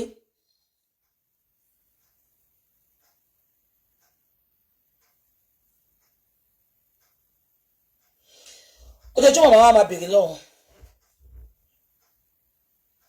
DNA ń kọ̀ èmi ò ní nǹkan tí mo fẹ́ sọ mọ́ fáwọn èèyàn ní ìdẹ́lẹ̀ máa parọ́ táwọn èèyàn bá gbé information wa máa sọ but we need to update people bàbá máa ṣe show bàbá náà máa sọ wọn bá tọ́mọ̀ tó wá jẹ́ Bọ̀dáyọ̀ àti Odumosun àtàwọn kan mi mọ̀ wọ́n o mi ìdẹ̀fẹ́ mọ̀ wọn because kò kàn mí progress lórí justice from Mohbad lèmi kọ́ after he doesn't need to tell me which I always tell him ẹ má kò ní ìkẹtù àṣírí kọ̀ọ̀kan fún mi but how is the progress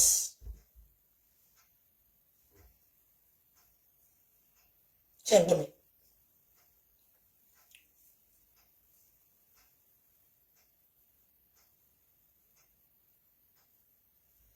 anyway wọ́n dẹ̀ ní DNA ti dé sorry àwa tí ìgbà DNA up till now kí ló ń dá DNA dúró àmọ́ mo ní pé Bọ̀dáyọ̀ ń sọ story kan lọ́dọ̀ láti lánàá ṣé Bọ̀dáyọ̀ parọ́ fún mi nàbí láti ló ń parọ́ fún mi because wọ́n sọ fún mi pé wọ́n tẹ̀ tí ìdájọ́ DNA but wọ́n sọ kọ́kọ́ lọ́dọ̀ Bọ̀dáyọ̀ láti lánàá mi rántí lórí autopsy àti toxicology nǹkan ìgbà tó sọ pé Odumosun ló invite àwọn èèyàn oníṣà save Bọ̀dáyọ̀ said and I quote Odumosun mọ́ pa ẹ̀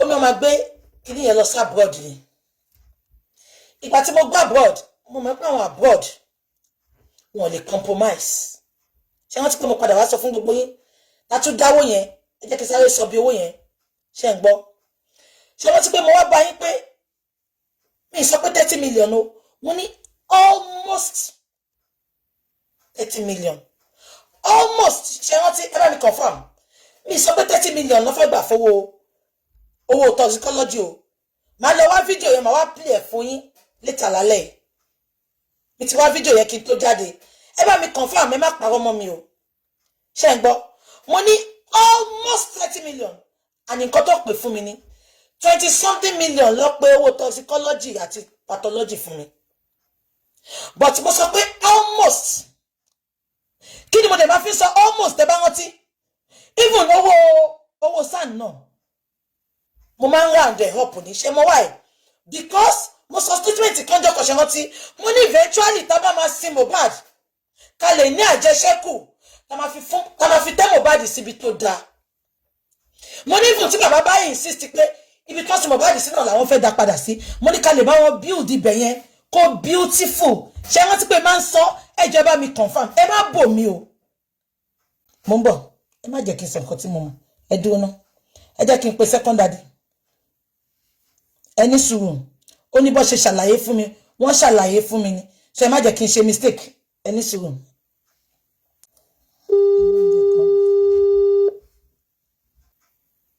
Daddy. Hello. Daddy, ẹ káàárọ̀ sà. Káàárọ̀. Ẹ pẹ̀lẹ́ sà. Daddy. Ngo. Ṣé mo ti analyze nǹkan tó ṣẹlẹ̀ lánàá.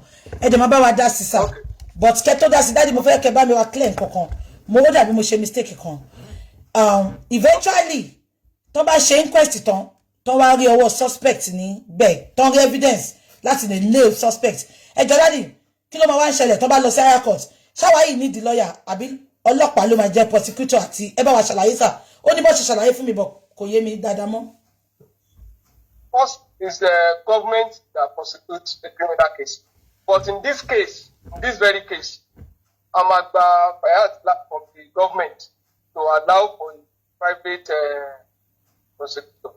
And no, Muyiwa náà wọ́n fẹ́ kóòdù ẹ̀ wọ́n ṣe wọ́n dàbí pé wọ́n mo fẹ́ rí pé bí mi ṣe sọ àwọn òfin kí n tètè lámọ́lẹ̀ bẹ́ẹ̀. This is in the open. There is no secret about that. We can use a private prosecutor. But what is more important is what we are doing now. If at Corona we mess up, there's nothing we are building on. If as at this stage we are using these people that claim to be working together against, it's a joke. So we need something concrete. We need to prioritize the fact that we are building on by even allowing a prosecutor that would be eventually used for the case to be part of the evidence gathering so that they can evaluate the evidences well, can relate with the fact well, and make a presentable argument in court. So I might need, but it may not be as things are now. Ṣé SAN náà la máa need, Daddy? For this case, because you want to intimidate with a good lawyer. So we also need a good lawyer. Don't let me say SAN. We need a good lawyer. When you say a good lawyer, it is not only the SAN that are good at it.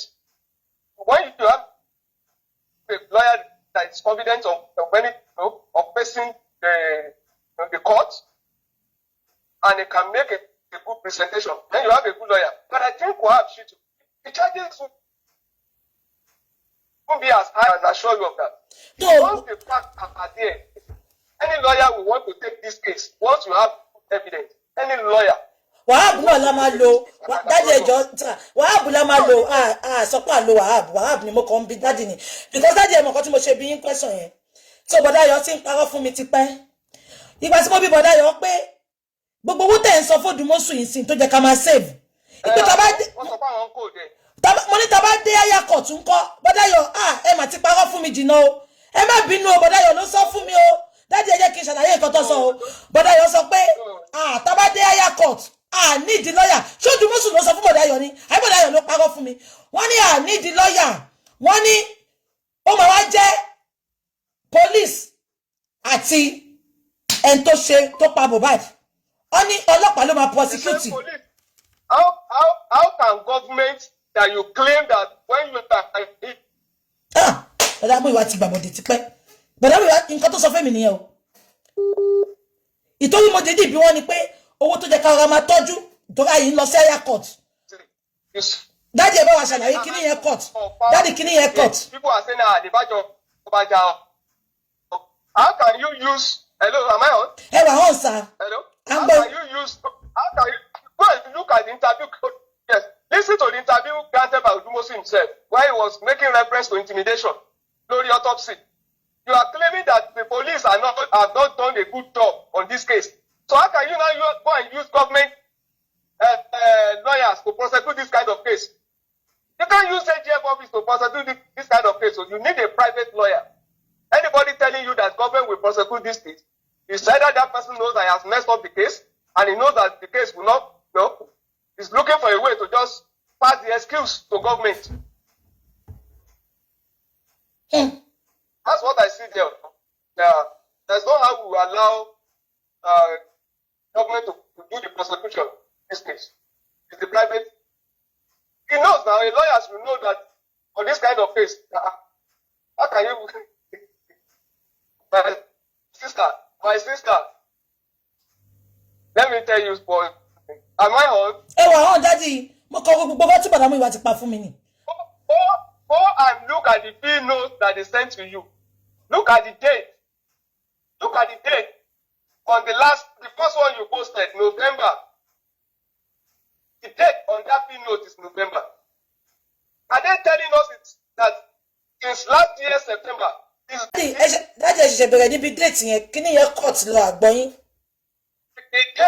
date on the bill note that Mr. Muyiwa claimed is for forensic is dated November 2024. Are they telling us that it's November this year that they wanted to run forensic on the phone? November this year? That's last month. Are they telling us that it's that last month that they now negotiated? Mr. Muyiwa said, they didn't pay up to that. Odumosun came and said they never paid at all. That they are not even doing it again. Daddy. So are they saying? Sherry, can you use forensic? Oh, forensic gangan. Odumosun did this for lady and cost $4,000. So that one is that individual of hiding under forensic for that November note. That one is a lie. Let's go back to the one you posted yesterday. That one was January. As at January, are you telling me that Odumosun was talking about receiving fee as at January? Why at July he was still talking about pro bono? As at January, are you telling me that as at January 2024? Go and look at the date on that note. It's January 2024. January 2024. When was the application made? Application for the DNA was in March. So that means that from onset, it's not Mr. Muyiwa gave an impression later after the corona, the issue of fee started. But this fee is dated January. When did we start corona? My sister. Daddy. I'm going. Daddy, you are making a point. Daddy, I'm saying,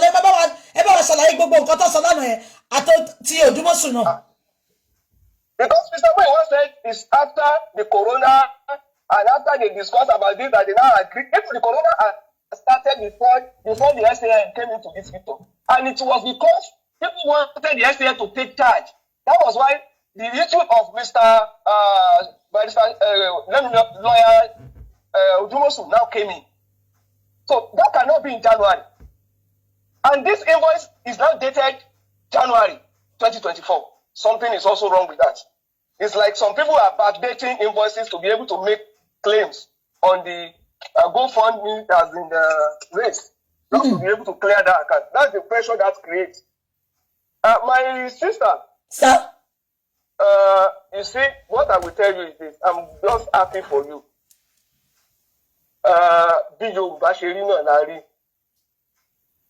But we will not give up. That's all, Daddy, I give up. We will allow some people to rewrite our history. Benny, sir. To use some few ones among us to be able to define us. So let us stand up and tell people who we are as a people. Plan turn long go backfire is that of the CCTV, because they want to, you know, the last time I called, I told you they were giving us a white bat, something that we keep chasing, and they now brought the issue of CCTV again. That CCTV, you see the involvement of Odumosun in that CCTV too, is to set up another journey that will end nowhere.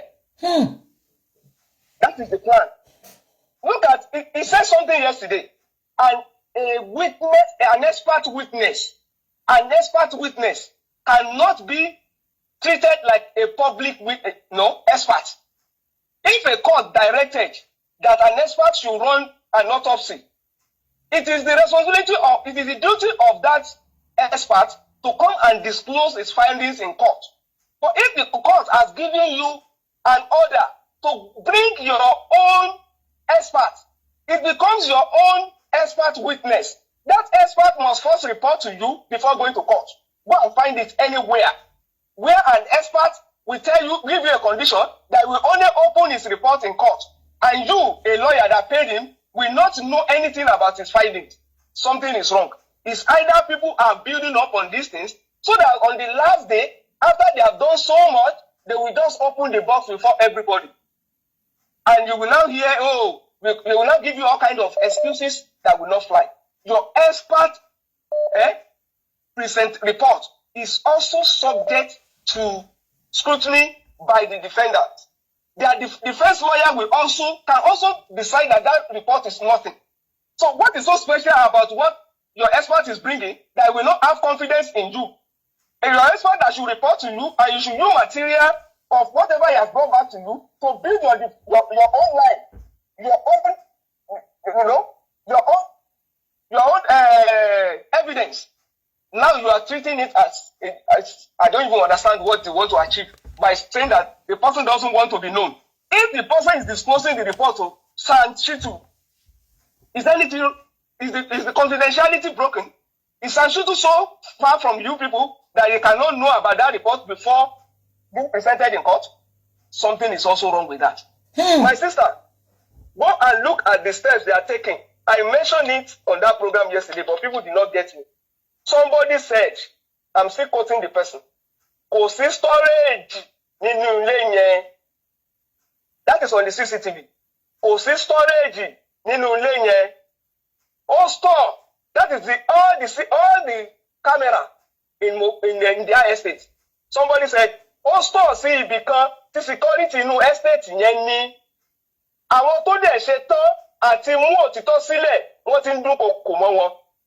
They are after my life. Everybody in Mohbad's house and the police hold them responsible.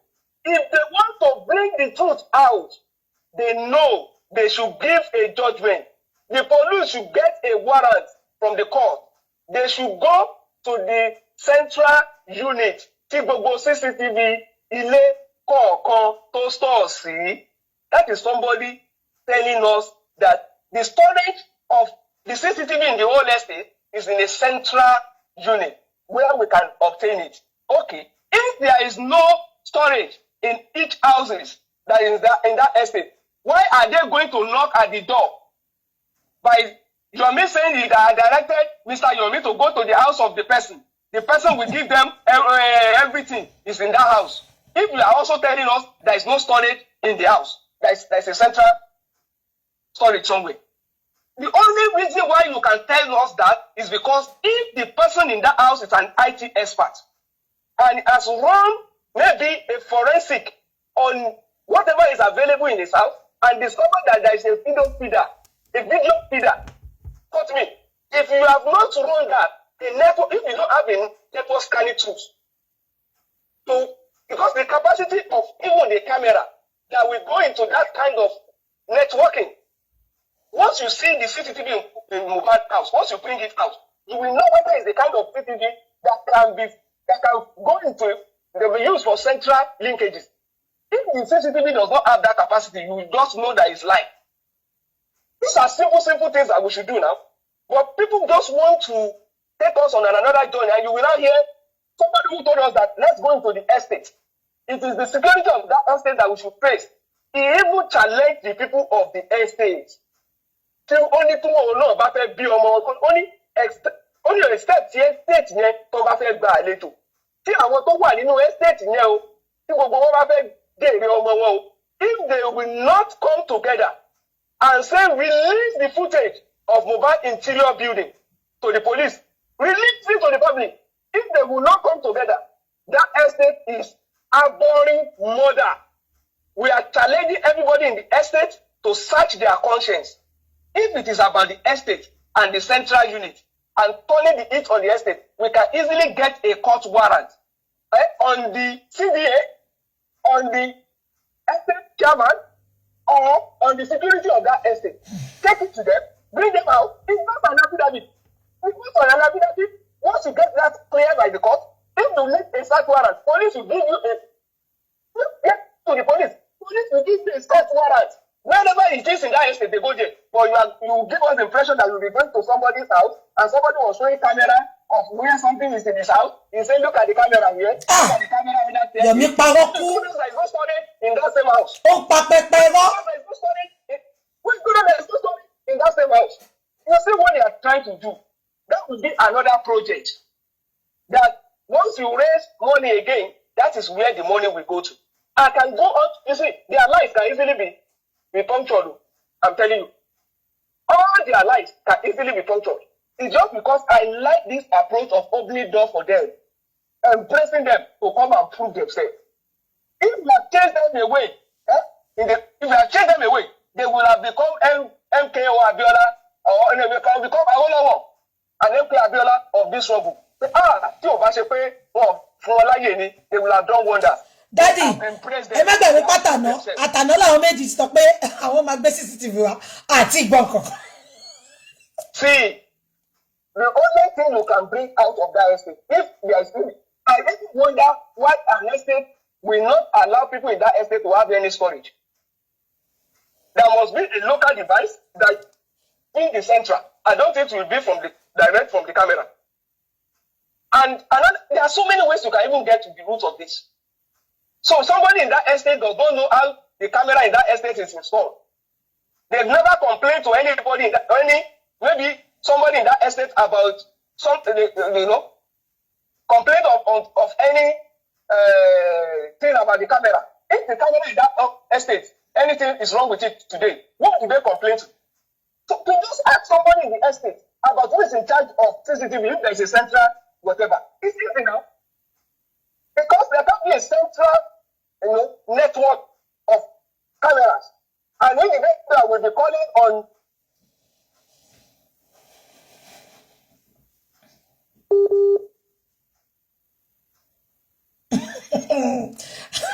Muyiwa Tambali, power CCTV. Bọ́dá Ayọ̀, ẹ dẹ̀ kàwé gan o.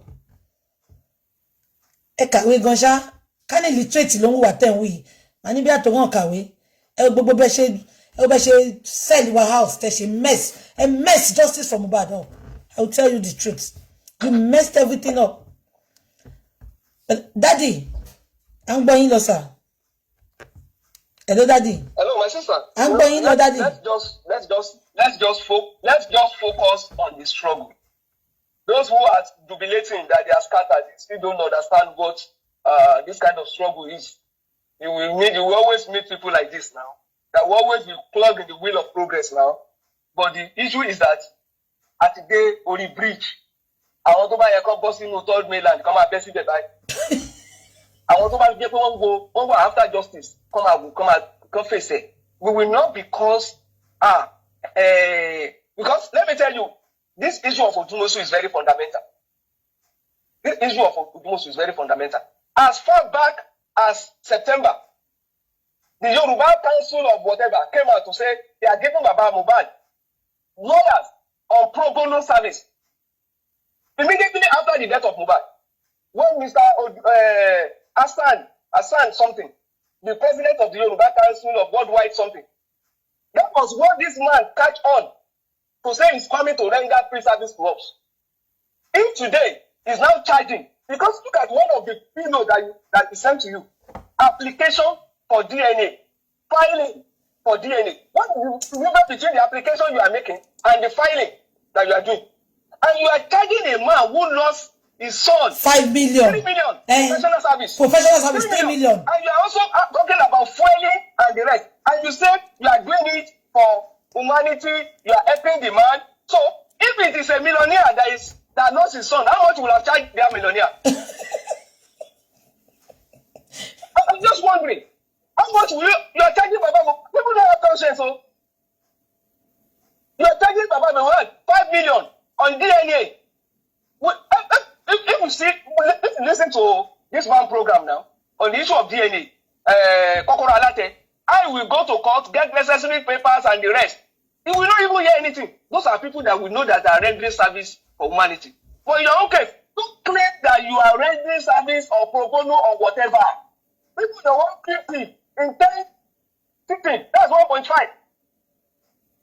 You want 50, 10 sittings, that's 1.5.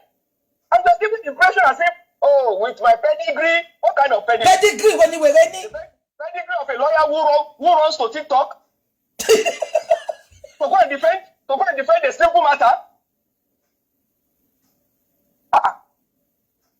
What type of pedigree are we talking about here?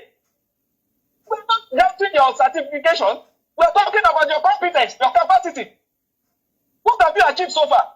You brought an expert. You told us you went as far as Kaduna. They are just raising fear. They are just giving the impression, oh, somebody is after us. The same thing Yomi is doing. I've sent this thing to them so that you think that the stake is high. That's why somebody told us, oh, Alegushi brought something to come and the car parked somewhere, whereas there was no car park anywhere. It is this fear appeal that they are all catching on to give the impression that they are taking risks of their life. That's what this kind of them is taking. Since we started this struggle, no single person has been attacked, as in brutally attacked because of this case. Nobody is casing anybody in Nigeria. But this Santoku to report that struggle from Mohbad. So who are the people after us that you give impression? The only thing they are doing is that they are throwing in threats to scare people away. And you, it's obvious now. They are also using technicalities to make sure that you don't get justice. I've not seen anything that anybody that's been brutal. So now say, I know they say if you get here, Yomi told us there was a time you will need to fly his informant out because pressure to Wabai. He mentioned it. He said it. I will have to fly him out. Fly who out? For what? So the threat to Yomi of Canada, threat to disappearance without putting record or putting the number of anybody who threatened Yomi out. Let me tell us the police report on the people who threatened him. If he has petition police on that, and the telephone number, if he has given it to the police.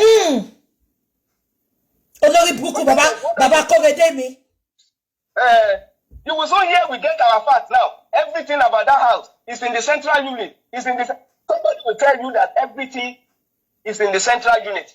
It will also tell you that if at all we don't get that, we start still get it this way. Daddy, Bukky Yomi tó wá camera kiri, ó ti padà sí Nigeria o. Ṣé wọ́n threaten their money? That's what I said. Does that mean that the threat has disappeared? Without police telling those who threaten you? What are they talking about? They come with another narrative. It's just to send us on a journey of no return. That these people will never bring any return to any result. Forget it. Forensic. To run a phone forensic. When did Mohbad die? September 2023.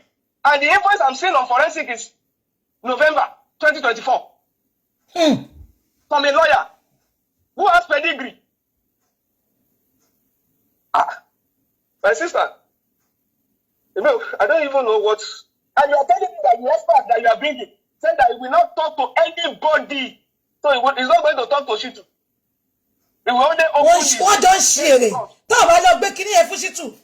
I don't share. Egbe toxicology. Meanwhile, daddy, ìkànnù wọn tí Odumosun do. Ó ti sọ nǹkan tó wà nínú toxicology o. Wọ́n ní wọ́n ló ń pa. Báwo ló ṣe mọ̀ nǹkan tó wà ńbẹ̀? Ẹ wá ní ẹ̀yin protect ẹ. Make it make sense.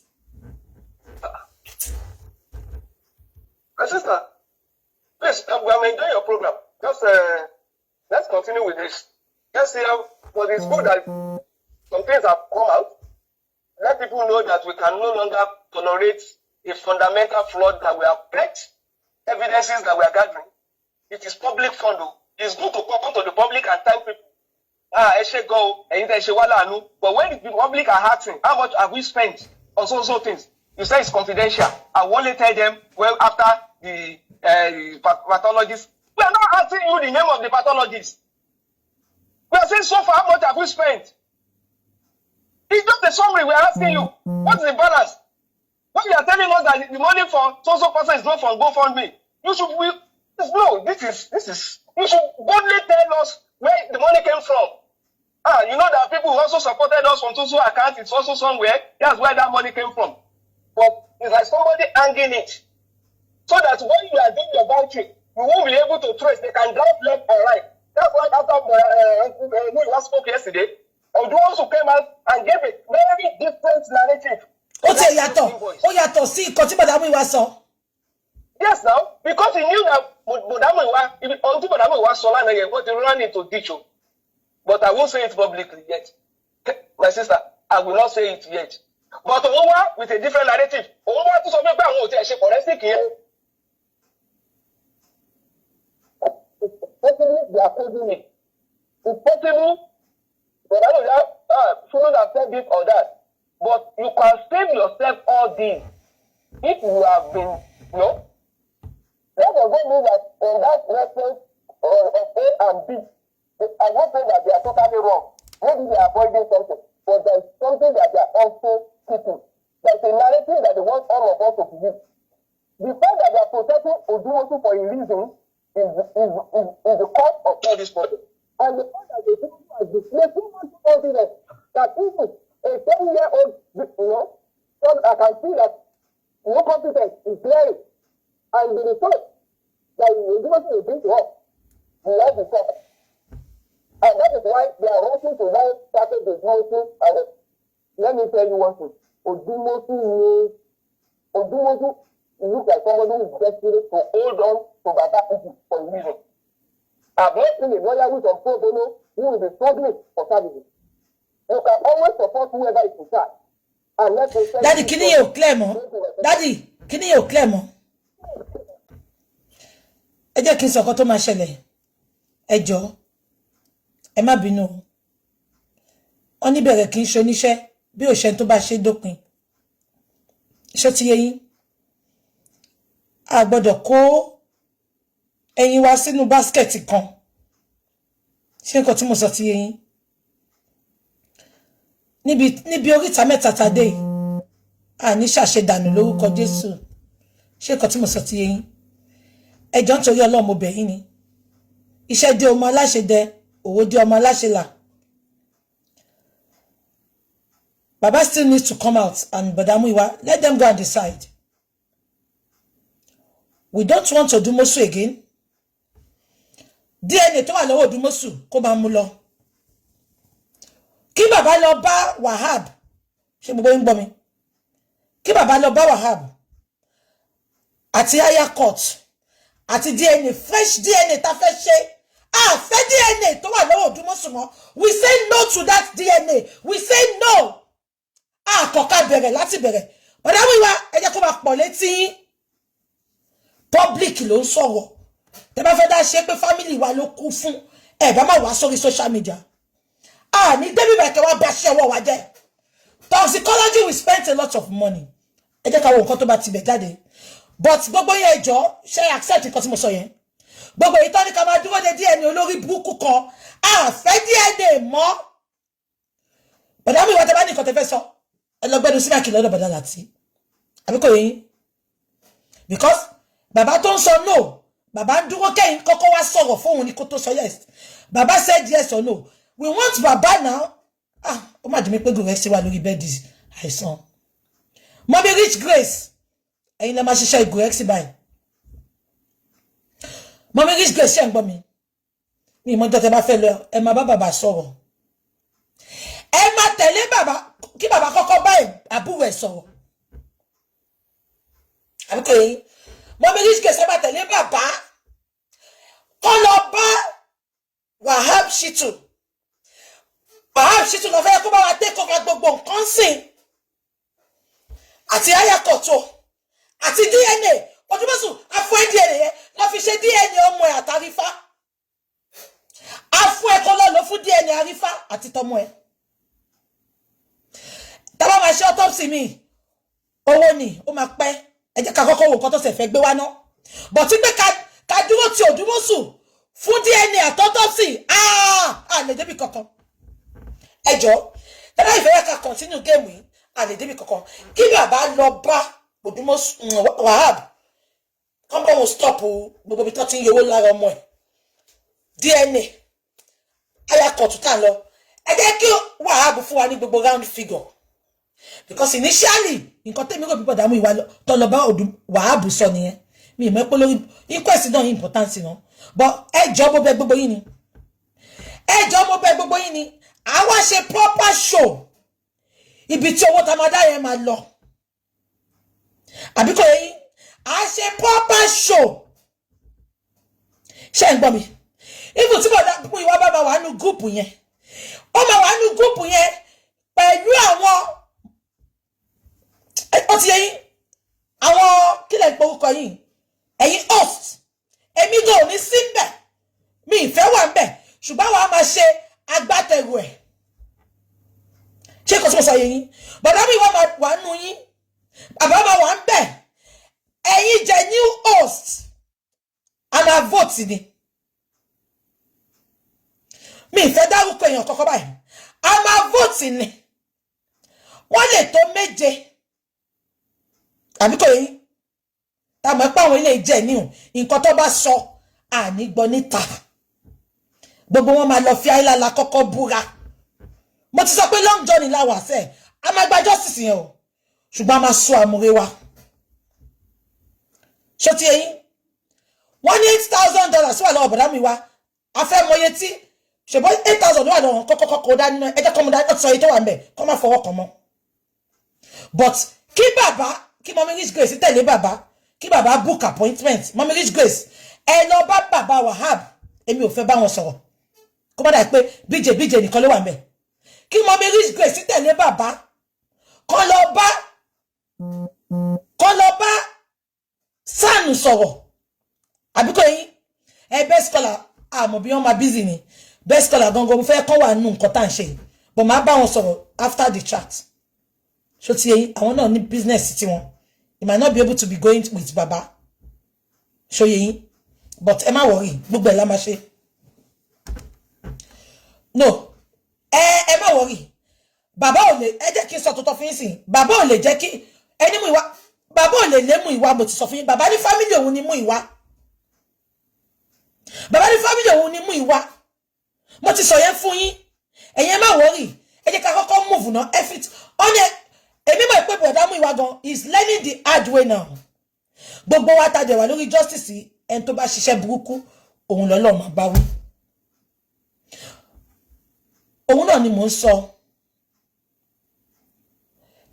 ok ká lé Muyiwa ẹ jẹ́ ká gbọ́ lẹ́nu bàbá ok mo ti gbọ́ Muyiwa is anti justice ok ẹ jẹ́ ká gbọ́ lẹ́nu bàbá mo ti gbọ́ yín mi ní bá yín argue kẹ́ má sọ pé Bukky gbèjà Muyiwa ok mo ti gbọ́ ẹ jẹ́ ká gbọ́ lẹ́nu bàbá náà kí bàbá wa wojú wa kó sọ pé òun ò lé Muyiwa ní kó má ba family ẹ̀ tán ṣùgbọ́n family bàbá ń sìn àwọn gan ló fẹ́ dá justice rú fún wa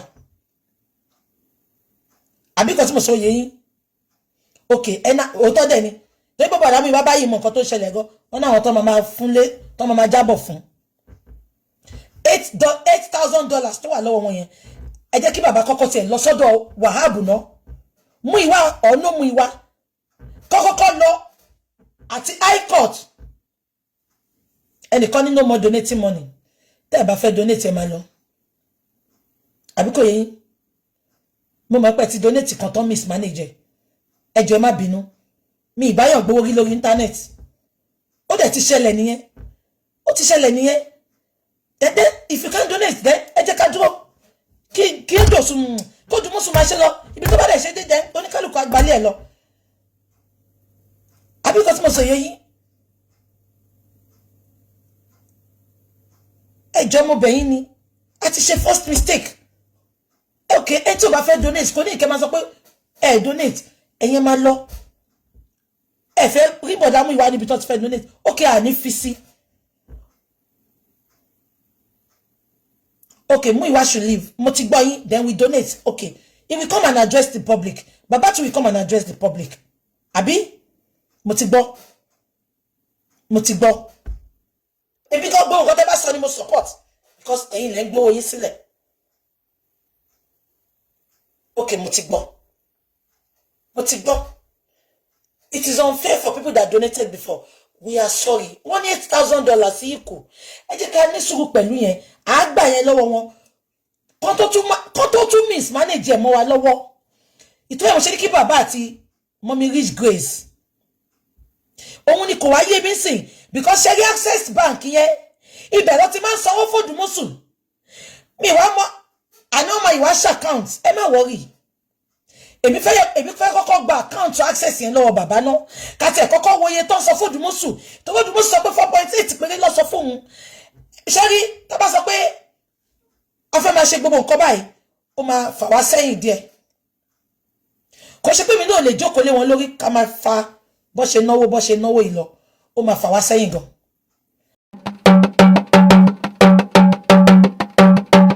Àràbà TV, ojú wa tó lé, ojú wa tó kó.